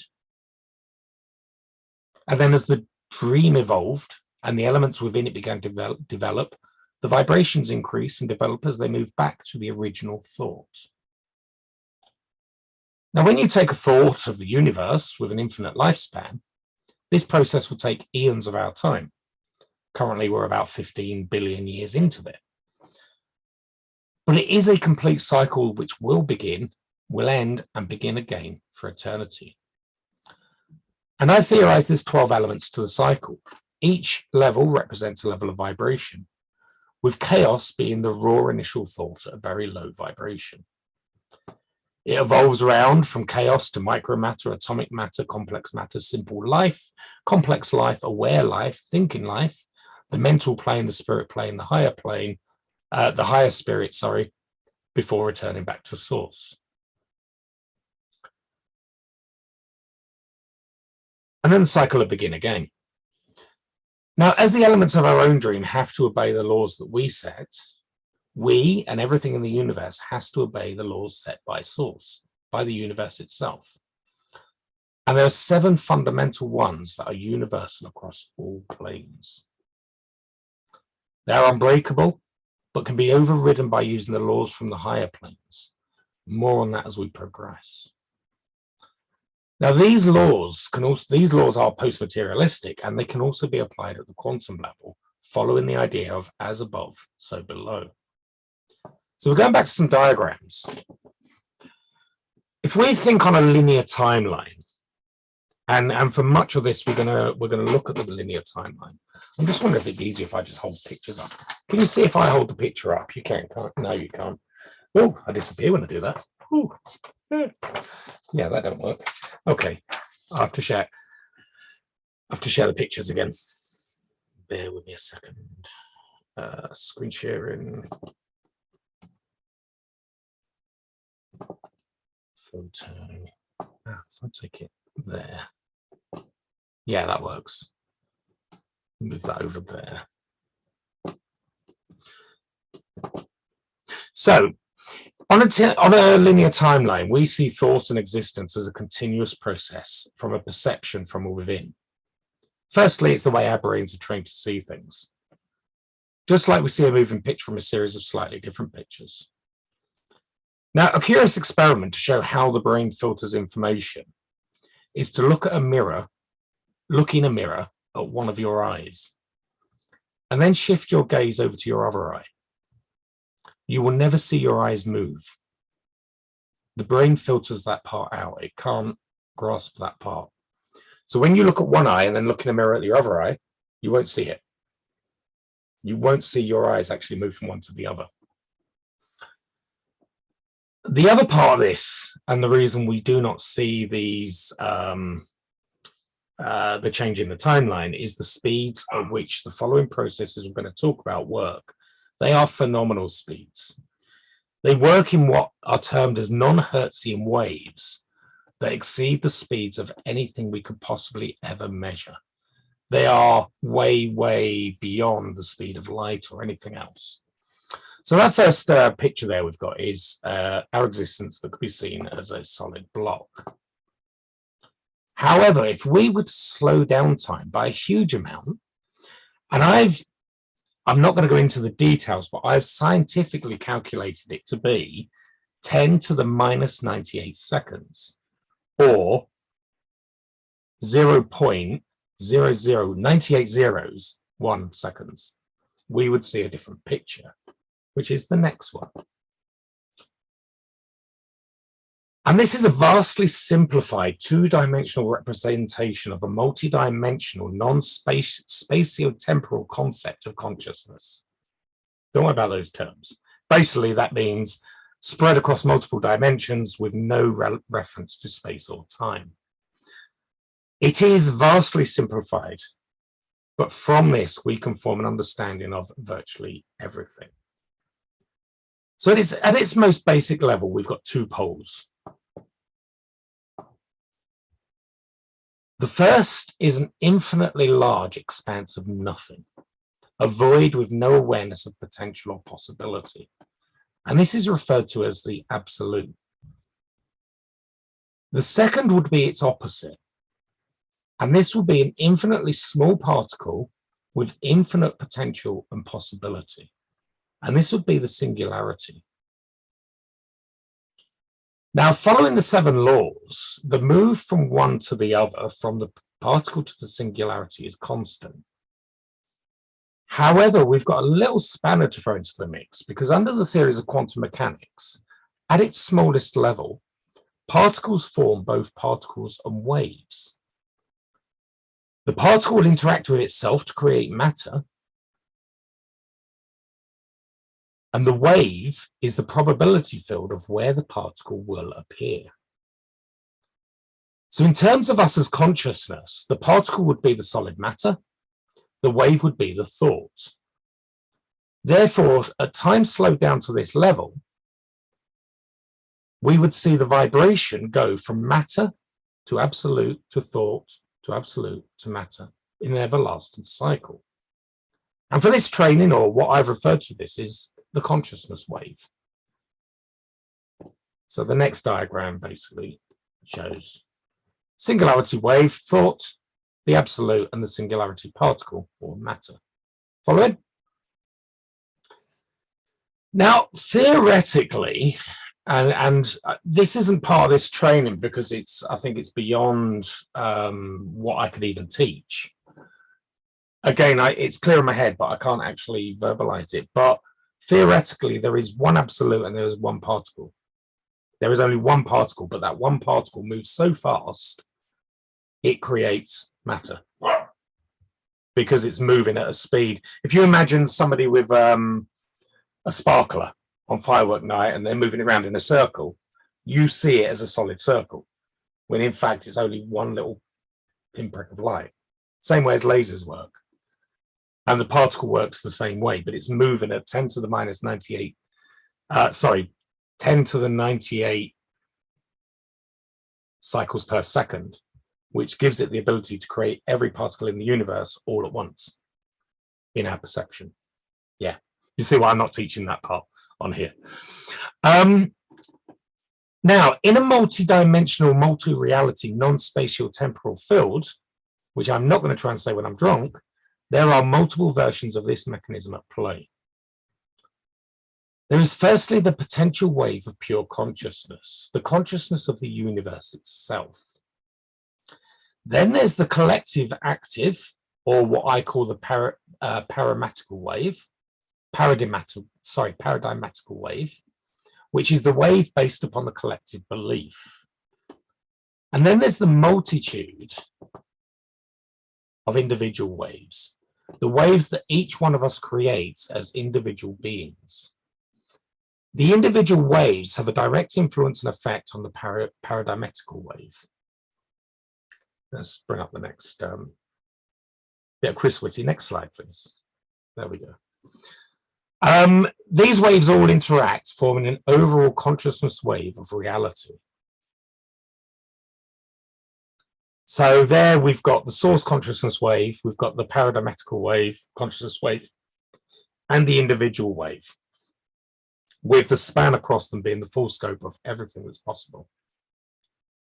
Now, before we look at these interactions, we need to look at them as separate elements and see how the 7 laws govern them. So we start with mentalism. And some of you have done this in a lower level with me, but we're going to take it sort of a bit higher with this. So by mentalism, I do not mean hypnosis or mind reading or any other method you may have learned, although it does form part of it. In the same way that we create a person in a dream, they are created from chaos, they evolve, they interact, become their own personality. And then as you wake from the dream, they become memory or spirit, before fading back to become part of you, as below, so above. If we exist within the mind of the source or the all or the universe, then everything is mental. The source is everything, therefore you are part of that. You, me, the rocks, the trees, every single atom in the universe is all part of the same. What we think has a ripple effect across existence, bringing into effect the chaos theory of the butterfly effect. So on the physical plane, it's theorized that a butterfly flapping its wings in China can create a tropical storm in Brazil. As above, so below, these theories can be carried onto the mental planes and above. When we discuss the other laws, such as correspondence and cause and effect, it will show you that it's not as clear-cut as it first appears. But the thoughts you give out have clear impact on your own existence and the existence of those around you. Later on in the Post Materialistic Psychotherapy training, we're going to discuss the importance of confidence and intent. The words are not as important as the meaning behind them. And this is because the processes involved work on levels higher than the physical plane. They work on the levels of the mental and the spiritual plane to supersede the laws of the physical plane. All things are contained within the mind of Source. They're all created by Source and therefore part of. And all things have a level of vibration and energy that comes from Source. And all things are affected by all parts of Source.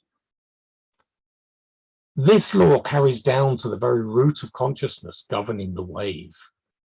Everything is within the mind. This includes the absolute and the singularity. And since everything is formed between the two, then every part of every consciousness wave is mental. Yep. Follow that right? I hope so, because it gets more complicated soon. So let's just have a little relax here. We're going to just give you a bit of awareness of the process of creation within your own mind. So just sit back, relax for a moment. Just take a nice breath. And I want you to think for a moment of somewhere that you like to go, where you can relax and totally let go, not have a care in the world. And as you sit there in that chair, I'd like you to just imagine a door out in front of you. A door with no handles, no locks, just the word release. I want you to contemplate that word release for a moment. When you're ready to release and let go, that door will open and you can step through and find yourself in that place that you like to go. And as you step through and find yourself there, just want you to ask yourself, is it daytime or nighttime? Are you on your own or are you with somebody? Just take note of the things you can see around you, the things you can smell, and feel the temperature in the air. And this is your place, your sanctuary, where you can go anytime you like. But now in a moment, another door is going to appear in front of you. And again, this door has no handles or locks, just the word creation upon it. This is a place where your unconscious mind can really show you the process of creation. In a moment, we're going to step through and you're going to be in a place of absolutely nothing, a complete void. Part of you is going to be completely aware of the processes at play as your mind starts to create a new place. So the door opens slowly and I want you to now step through and be aware of everything around you as slowly the scene builds into reality. This is your creation, so allow your unconscious mind to produce whatever it desires. As the scenery builds slowly, become aware of the reality of this place. Smell the smells, hear the sounds, see the beauty in your creation. And as it evolves, maybe it's time to bring in life to this amazing place, starting with the small plants and animals. Become aware of their creation and their own independent consciousness. And moving on, start the process of allowing people to come into the scene. Maybe people you know, maybe those you don't. But see them and sense them becoming real in this place and interact with them. Talk to them. See if anyone has any information or messages to share with you.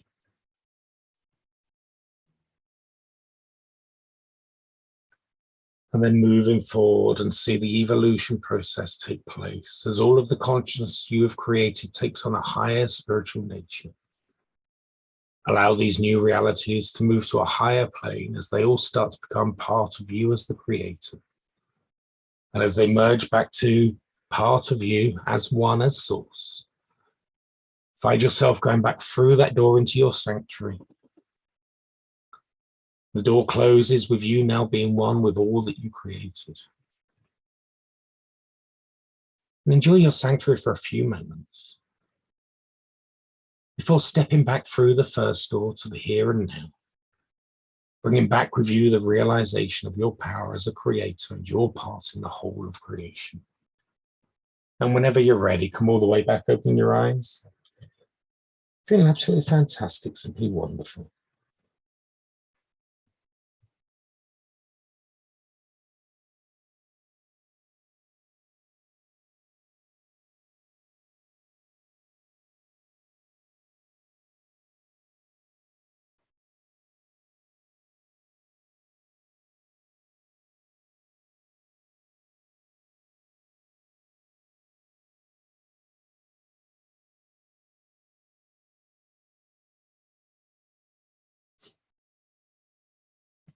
Yeah, wheel back.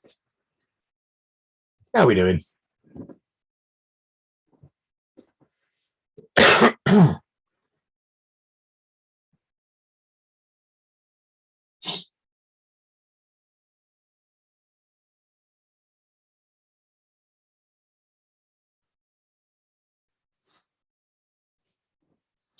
All good? Any questions so far?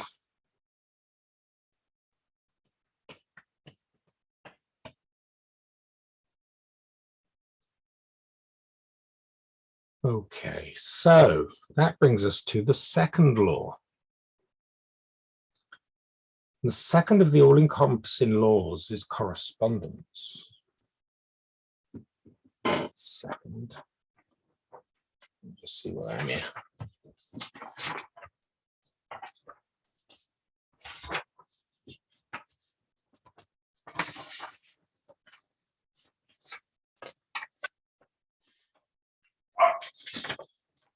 That's right, yeah. I thought I got the wrong order there. So the second law is correspondence. For all things to manifest, to be manifested, or even exist, there must be correspondence, harmony, and agreement across all the planes. We know ourselves the issues and problems that arise when our physical being and mental being are not in harmony. The result is physical and mental anguish. We can also perceive the uncomfortable feelings when the physical and mental are not in harmony with the environment, other life elements, or the spirit.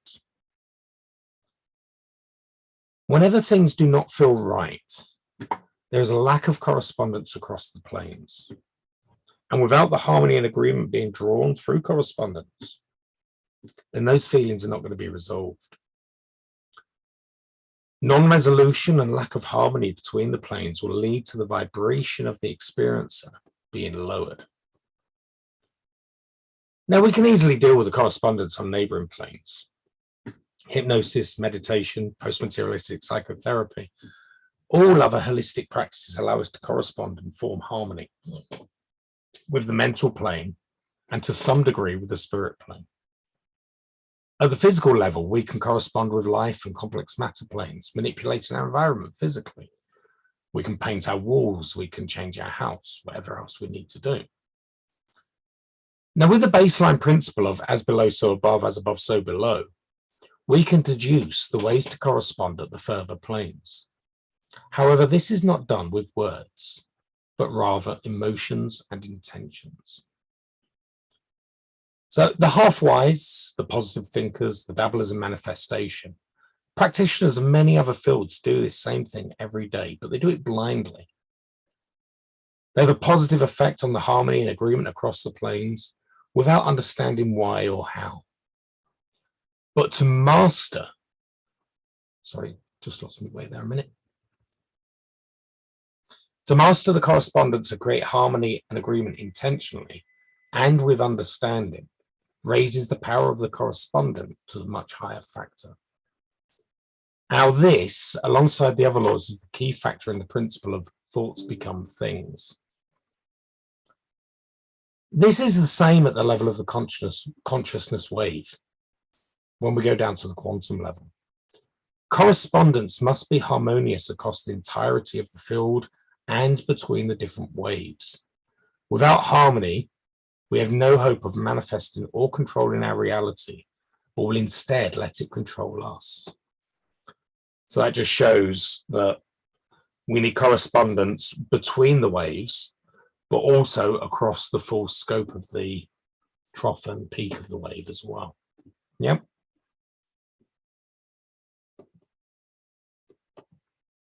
So, any questions there?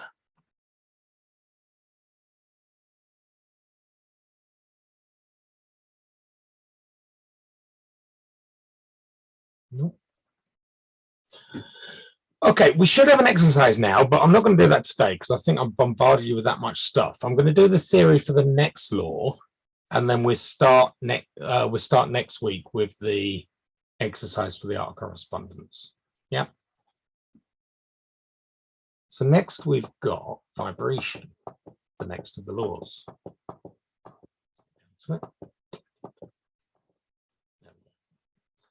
So the next of the laws is vibration.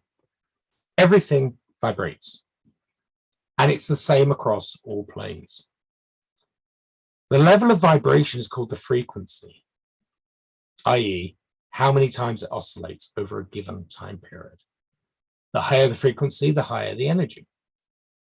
The faster atoms vibrate, the hotter they are. More energy is being transformed from kinetic energy to heat. The same with light. Low frequency of infrared has less energy than the high frequency damaging levels of ultraviolet and gamma. Now we can sense the vibrations at the physical plane: heat, light, sound, etc. We can sense the vibrations on the mental plane with our gut feelings or intuition we have about a place, person, or animal. And we can influence another being on both of these planes. But there's another level of vibration outside of our perception. It's the law of vibration that encompasses everything, even source itself. The higher the vibration, the nearer to source we move. Think again to a dream. The initial creation starts at a low vibration, much lower than that of the dreamer. And then as the dream evolves, with places and visualizations forming, the vibration increases. Characters form within the dream as the vibration increases further. And then as the dream awakes, the vibrations rise to match that of the dreamer as it returns to source, that being the dreamer. Now, throughout the dream, there remains elements still at low vibration, your scenery, your background information, as this has no purpose other than to help the essential elements of the dream evolve and vibrate. But there can also be low vibration elements of the dream that act as distraction, lowering the vibration of the key parts. In therapy, the therapist guiding the dream has the job to separate these out and focus on the high vibrating parts to allow them to fulfill their purpose for creation. Generally, the lower vibrating parts are created through fear, protection, or fear. The same can be said for the universe, created from source. If we refer back to the 12 levels, chaos is at the lowest level of vibration, newly created by source. But then as we move around the cycle, the vibration increases until we return to source with the same level of vibration as it itself. Elements within the cycle can serve to inhibit or retract from the progression up the levels. For example, at levels that we can fathom, a toxic person with low vibration can easily drag somebody with high vibration down. I'm sure you've all experienced that at some point. Even on the events on the physical plane and emotions on the mental plane can place challenges in the way of progressing up the levels. Now, the understanding of the levels of vibration are key to using laws from the higher planes to override laws of the lower planes. Again, we'll do more on that next week. But at the level of the consciousness wave, this vibration is indicative of the wavelength. Bear with me, get the next slide. There we go. The vibration is indicative of the wavelength. The wavelength of source this is something that bugs me with the law of attraction practitioners and stuff like that, because law of attraction practitioners and those sort of people, and no offense if any of you are, always state that the universe has got your back. The universe wants what's best for you, this, that, and the other. And in my view, that's absolute crap. The universe don't give a shit. Don't give a shit about me or you, because we're insignificant to it as a whole. It's not quite that simple. It's the fact that there is no good or bad. There is no right or wrong or anything else. So how does it know what is best for us?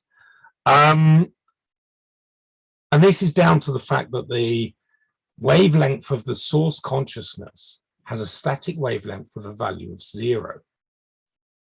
It is neutral and is both constructive and destructive in nature. The universe will as much create you as destroy you in a bat of an eyelid. And it relies on the destruction and construction to create reality in its purest form. But when it comes to the paradigmatical wave and the individual waves, these change their wavelengths and their vibrations. These are altered by the root emotional states of fear and love, which we're going to do a lot more of in a few weeks.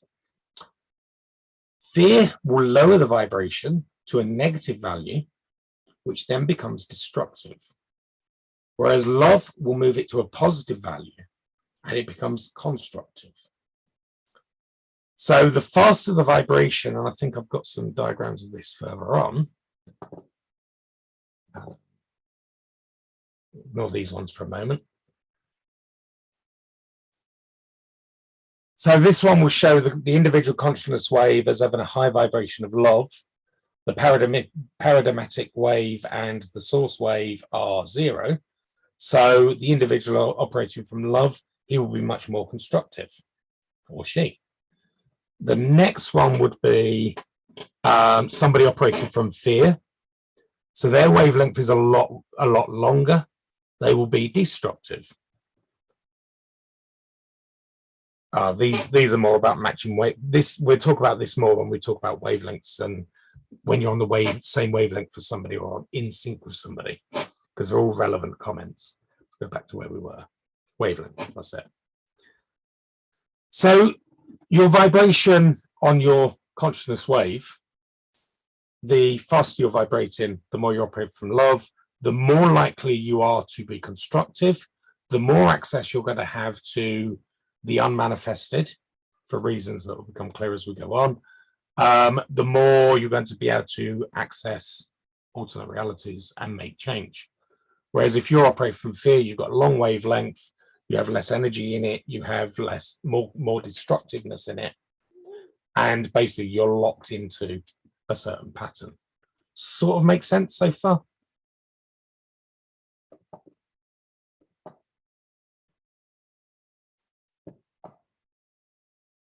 So again, we've got another exercise, but we're going to do that together next week.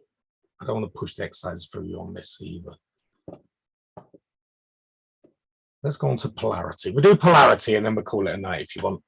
Because I am very aware of how deep this is and I don't want to drain you completely and put you off. So the next law is the law of polarity. And this is another one to understand when you're working across the planes. Now, in general thinking, everything has an opposite. But where it gets confusing is, where does the division between one and the other exist? It doesn't. Because two opposites are the same quality with varying degrees of difference. For example, hot and cold are opposites on the physical plane. It's a measure of temperature. But whether it's hot or cold is a relative measure. What's hot to me might be quite cold to you. Cold has low vibration, hot has high vibration. They are opposites that are identical in nature, but different in degree. And it's the same with all opposites across the planes.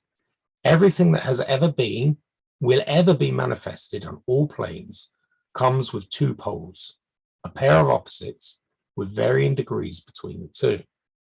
So on the mental plane, for example, you can have sad, happy, hate, love, anger, calm, apathy, empathy. Now, the degrees between them are measured on the scale of each element's vibration. Again, we're back to the vibration. The more positive pole will be at a higher vibration than the negative pole. So love has a higher vibration than hate. Empathy has a higher vibration than apathy. Once this notion is understood and accepted, we can then gain a greater control of our mental states. We can invoke what the ancient philosophers classed as mental transmutation. And all that is simply recognizing where you are on the scale for any given manifestation, and then raising the vibration to slide up the scale to the other pole. And again, this is something that the half-wise do using many different methods, but with little or no understanding of the principle. Once it's fully understood, it can be utilized at will. And the exercise for vibration will help you with that when we do that next week. Key to remember, mental transmutation can only work with elements of the same class. In the same way as dark cannot transmute into cabbage, hate cannot transmute into abundance. Anger cannot transmute into love. And this forms the principal guidance in law of attraction programs. Those that say, do not focus on what you don't want, focus on what you want. If you're focusing on being out of debt, your focus is on lack. Whereas if you focus on riches, you are mentally transmuting up the scale from lack to abundance. Same class, opposite poles with varying degrees between them. Yep. Now, with no interference from low vibration influences, the universe tends to head in the direction of the higher vibration, because we're all heading in the same way, up the path towards source.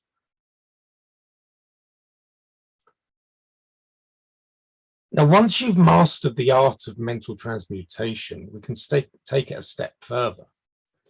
We can use a term I call mental induction. And again, this is something used unintentionally and half intentionally for years. There's that phrase, you are the sum of the 5 people you spend the most time with, from Jim Rohn. This is explained by mental induction. When you meet somebody who automatically makes you feel happy, or someone that puts you on a downer, this is mental induction. We haven't talked about intent yet, but when we get round to it, we'll be talking about intent. And mental induction is a big part of that. If you meet somebody you know is on the negative end of the scale for any given mental state, for example, somebody who's fearful, if you raise your vibration at will to the highest level of courage, you will polarize their level towards the same. It can happen the opposite way too. Someone who is fearful can negatively affect somebody who may be courageous. But mastering the ability to move the scale on any given class or state will give you complete control of your own state, allowing you to rule them rather than them to rule you. Now, at the level of the consciousness wave, it goes a bit further. First of all, in weirdness of quantum phenomena, there's actually 3 poles. Your 3 poles being absolute, the singularity wave, the absolute, and the singularity particle. Everything that exists, can exist, can be conceived, exists somewhere between those 3. So again, we're back to that diagram. Everything exists between the peak and the trough of the red line.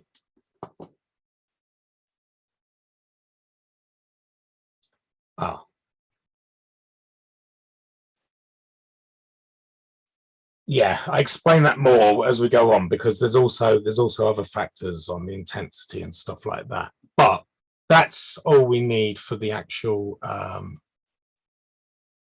what was that section? Polarity. Any questions?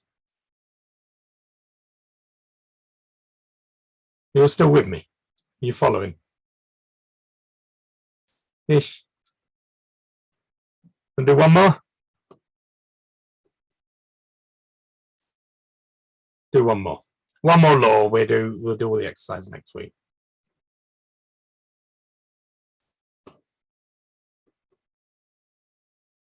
I don't want to leave you hanging with the actual theory here, because it all comes together quite nicely at the end. So the next law is rhythm. Everything in the universe moves. Now, we've already established that it vibrates, but it also moves in a measured motion like that of a pendulum. And this rhythm is linked to the law of polarity, with the pendulum heading from the negative to the positive, then back again continuously. On the physical plane, we see this all the time with the ebb and flow of the tide, the passing of day and night, the pulsing of a star, the rise and fall of nations and civilizations. But this same law governs all of the planes, and it is absolute. On the mental plane, different states are always in rhythm. From sad to happy to sad, lack, abundance, lack, fearful, courageous, fearful. And it's the same with all classes and all states. Now, in general, the polar opposites in a class are rarely reached. with often in many states, the pendulum just swinging minute levels each way. We've also got compensation to come into this.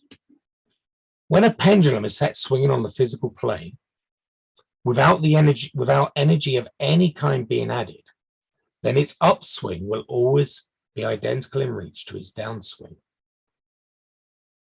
If you add energy, it will swing higher. If you take energy, it will lose its momentum and swing lower. And it's the same as the other planes. If a person experiences great sadness, then they have the potential to experience great joy. However, if they have never experienced sadness, then they will in turn never experience joy, because the swing matches both sides.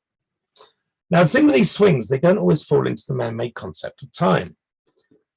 Some can be seconds to complete a swing, just a fleeting moment of, oh shit, and then you're back again, whereas others can span lifetimes. And this is the basis for the concept of karma. In a closed system, the swing will always remain constant and equal. However, if energy is added to them, then they can and they will swing further. And this energy is fed to it by the vibration. You cannot break this law of rhythm. However, you can use the higher planes to rise above the negative backswing. The pendulum will continue to swing at the lower levels experienced by the unconscious mind, but you will be at a higher vibration, so the consciousness is not affected by the backswing. This happens on a daily basis regularly. Unfortunately, sometimes it can happen at the wrong point of the swing. You see people going through life and consciously they experience all the luck in the world and having a good time all the time. And you're not seeing the other side of it that's going on at the unconscious level. But you also see it on the negative side when you've got somebody, for example, suffering chronic pain. Somebody who's suffering from chronic pain will often raise up the level of their vibration at the negative side of the swing. So they fail to experience the pleasure at the other end. This negative vibrational energy will also leak across the other states, locking in depression, fear, guilt, and other low vibrational states. Again, we'll come to that more later. So the trick to this is to use will to increase the vibration to the positive polarity of the state and then rise above before the backswing begins.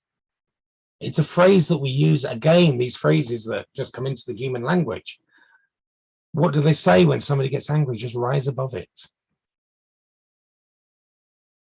And it's that phrase. So you rise above before the backswing begins.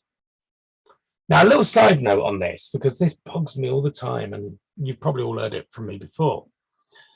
The story of the two wolves. And basically the story is an old Cherokee is teaching his grandson about life. And he says, a fight is going on inside me. It's a terrible fight. It's between two wolves. One is evil. He is anger, envy, sorrow, regret, greed, arrogance, self-pity, guilt, resentment, inferiority, lies, false pride, superiority, and ego. He continued, the other is good. He is joy, peace, love, hope, serenity, humility, kindness, benevolence, empathy, generosity, truth, compassion, and faith. I'm going to have to take some of those words out. The same fight is going on inside you and inside every other person too. So the grandson thought about it for a moment, and then he asked his grandfather, which wolf will win? And the old Cherokee simply replies, the one you feed. That's the story, and I don't like it. Because it's flawed.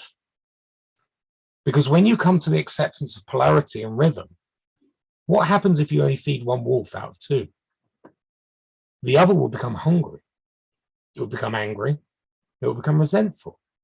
It will then attack the other wolf and take its food. You have to have balance. You must feed both so that you can have the pleasure of either. And this is the old, people say it along the lines of positive thinking. You don't have to think positive all the time. Just accept the bad times as well. Accept them for what they are, but don't dwell on them. because if you don't, they will come back and bite you on the arse. Make sense? Now, at the lower levels of the consciousness wave, which is the important part here, it carries out there as well. It's the constant swing from matter to absolute to thoughts to absolute to matter. Now, for the source consciousness wave, have I got a diagram for this? Oh, no, that's not. Yeah, for the source consciousness wave, this is the cycle between the extremes, from each singularity to the absolute and back to the other singularity. Now, these concepts are impossible for the human mind to imagine. In the same way as we cannot conceptualize the extremes of heat and cold. You could never imagine what it's like to be at absolute zero. And the highest temperature that could ever be reached is 10 with 32 zeros degrees Kelvin. You could never imagine that temperature either. We cannot understand these extremes, and likewise, we can never understand the extremes of the absolute and the singularity. However, the paradigmatical wave, consciousness wave and the individual wave theoretically have no limits either. However, as with all other rhythms, the extremes are rarely reached. The paradigmatical wave will have the limits set by the collective belief system, and that could be the collective belief system of your immediate circle or a whole society, whatever's controlling the particular thing going on. The individual wave will have its own limits, again, set by belief. Start to see where all this comes into law of attraction as well. Your belief is what limits you in the same way as they teach that. Now, with these waves, the upswing and the downswings are not necessarily equal. In a closed system, they would be. However, we have another factor which we're going to explain next week, which is the intensity of the wave, which will take or add energy, meaning the upswing to both thought and matter can fluctuate. And again, we're going to cover more on that as we go through.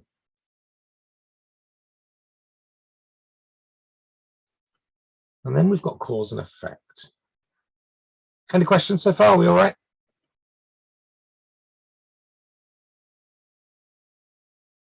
I can only see 5 of you at the moment, so I don't know whether everyone else is still here or I've lost any. Oh, we've lost 2. 2 people have dropped out. That's fine. So, cause and effect. Nothing is left to chance. Everything has a cause and effect. Luck doesn't exist except in the half-wise mind of the bearer. Even the result from a roll of a dice is caused by lots of deciding factors.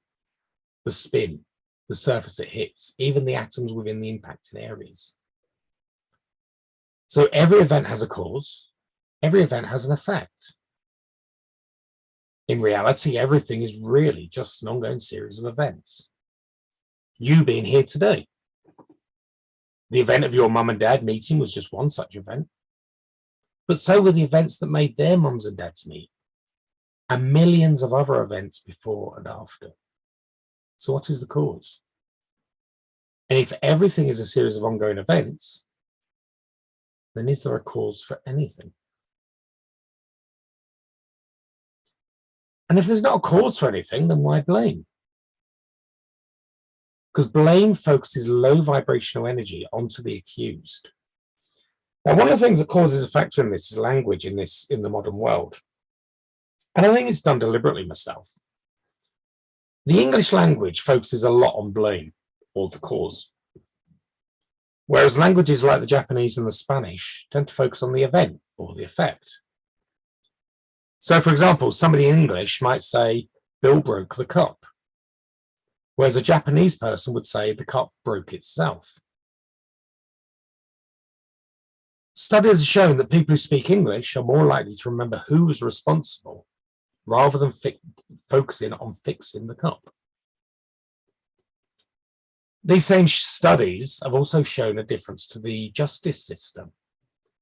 For example, the Japanese will put more effort into recovery for the victim, whereas the English put more effort into bringing the accused to justice. often ignoring the victim. Now, this law of cause and effect carries out across all planes, and it's so intricate and complex, we might as well just avoid the blame game. It's also interchangeable cause and effect when you look at a non-spatial or time area. So rather than expending the low vibrational energy on the accused, or even worse, allowing it to pent up inside, accept the events and put high energy vibration into resolving the events if it's a problem.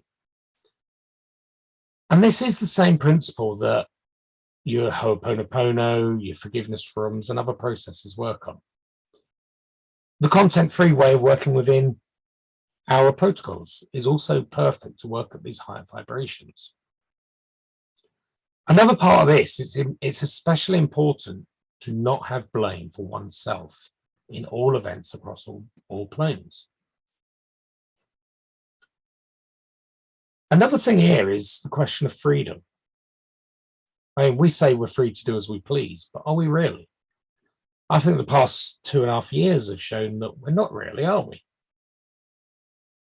But not only that, the things we choose to do are based upon the will and the want of our minds, which is in turn programmed by internal and external influences. Many of us are slaves to our past, our environment, and our thoughts. Advertisers, governments, leaders all use those same principles to bend our wills to make you think you're free, but you're not. Because every time we do anything, it's just one more thing that we're doing, one more event in a long line of events based upon each other. So a true master in this field will use the higher laws of polarity, rhythm, and cause and effect to override the laws at the physical levels, allowing them to become masters rather than slaves, allowing them to become the movers in life rather than the pawns in life, to act rather than respond or react. Because most people in life respond or react to things. They don't consciously act on anything. At the level of the consciousness wave, the law of cause and effect are much more important. It also becomes more confusing. Sorry. Cause and effect are both instrumental for the creation of matter and thought. However, in a non-spatio-temporal system, they become blurred. So if I go on to the next diagram,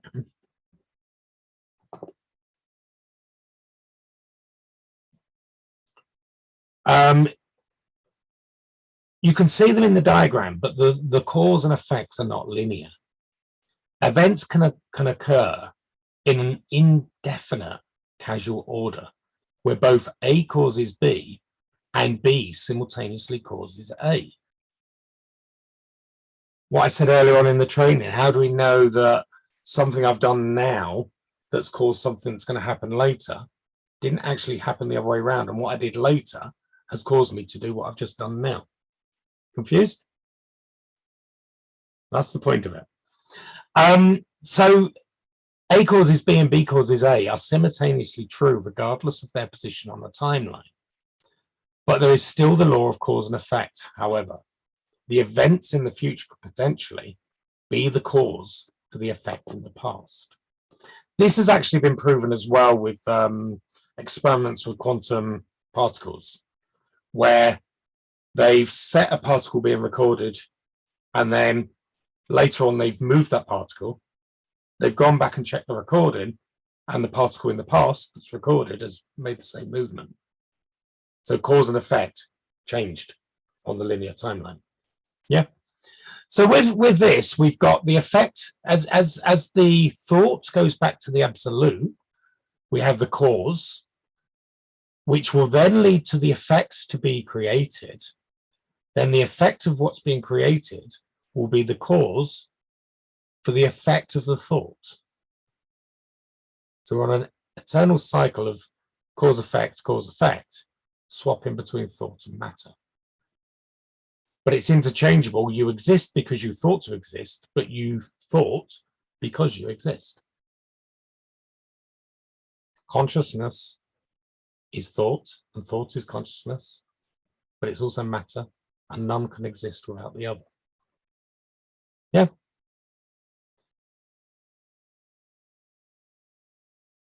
Are we all right with this? What was that, Alicia? Yeah, I think I'm going to leave you there. I think I'm going to hold it at that point. Mind blowing. Sorry? I said mind blowing. Yeah, tell me about it. I Tell me get it. about it. Yeah. I mean, all of this with these waves, I don't know if anyone wasn't on earlier, I am actually in the process of creating an app, which will be a series of questions, quite a lot of questions that you can ask the client, or you can do it yourselves, and it will create a representation of your consciousness wave. And it will show you whether you're operating from field, it will show you all your wavelength, your amplitudes and everything. And it will create it as a visual representation so you can see any particular elements that you need to work on specifically. That's what I'm in the process of doing, but it's a lot more complicated than I thought when I first started it. But I'm doing it. I've got all the formulas in, I've got everything else in, I've got to get through the questions now to get the actual data. So that's going to be part of this. You'll all get access to that app. It'll just be something online that you can do.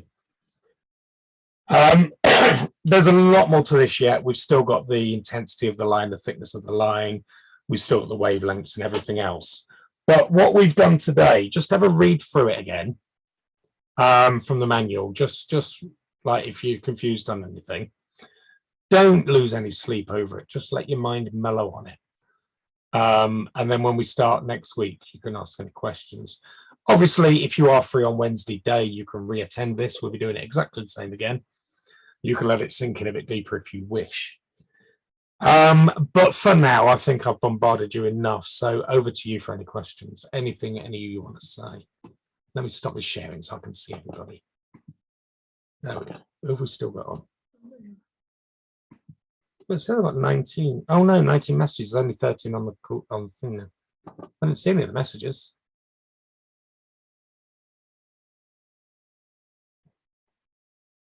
Oh yeah, people go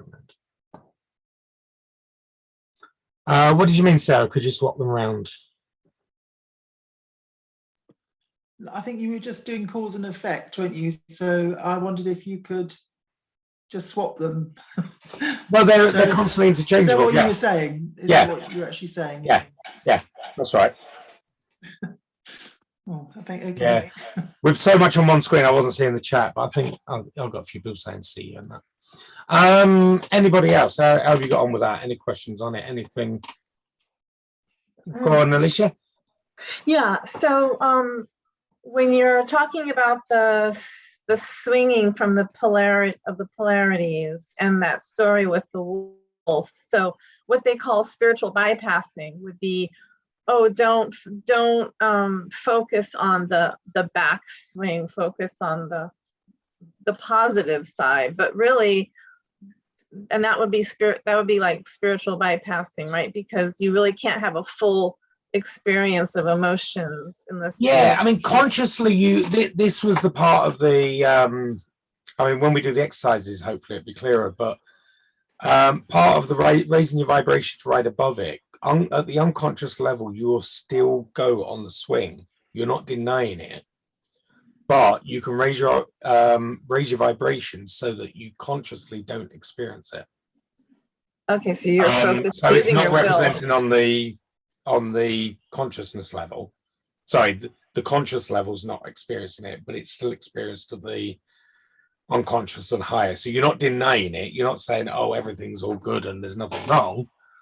You're actively rising above it. Yeah, that makes sense. Yeah. Anything you deny is like anyone that's suffered chronic pain, the more you say it doesn't hurt, the more it's going to hurt because you're denying it, and that's the wolf that's going to get angry and start resenting you. Anyone that's tried to go on a diet, the more you try and resist that piece of cake, the more it's going to scream at you. Oh, yeah. So it's not it's about accepting it but rising above it rather than deny it and pretending it don't exist and starving it. Right. Yep. Okay. Anyone else? Just ask a quick question. Yeah, of course you can. So if you want to, tell me if you've already covered all this, which you probably have. So if you just talk about raising your vibration. So if you just, I'm probably being like the half wise here, but so if you want to do that, do you, I was going to say, do you just decide to, or is that your mind? Is your mind limiting it? I suppose your mind's. Well, your beliefs are all going to interfere. We're going to do the exercise for doing it next week, and once you experience it, I won't think about it anymore. Then Yeah. it's getting I'm thinking, oh, how do I do that? And we'll do the exercise, and then you'll experience doing that. Yeah. great. Thank you. Thanks very much. Carol, yeah, we're going to do this. It's the same on Wednesday as what we've done today, but Wednesday's 9:30 start in the morning. It's a daytime one. So, like I said, you can go through exactly what we've done today if you want to just hear it again. Yeah, that's Wednesday, and then the next session obviously will be next Monday, carrying on from where we left off today. Yep. But you're welcome to join whenever. Thank you. No, you're welcome. So, any last ones? No, thank you, everybody. Is Anne, Marie, and Rochelle still with us, or have they gone? I want to saying see you. No, is Anne? Glad to see you back on again. It's been a while. And the rest, yeah. Okay then. Anything last ones? Anything else?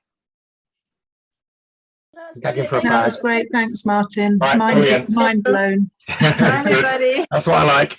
Okay, so if you know anyone that wants to join us, I need some trainees. We've got no new ones on this course, so I'm running this for free now.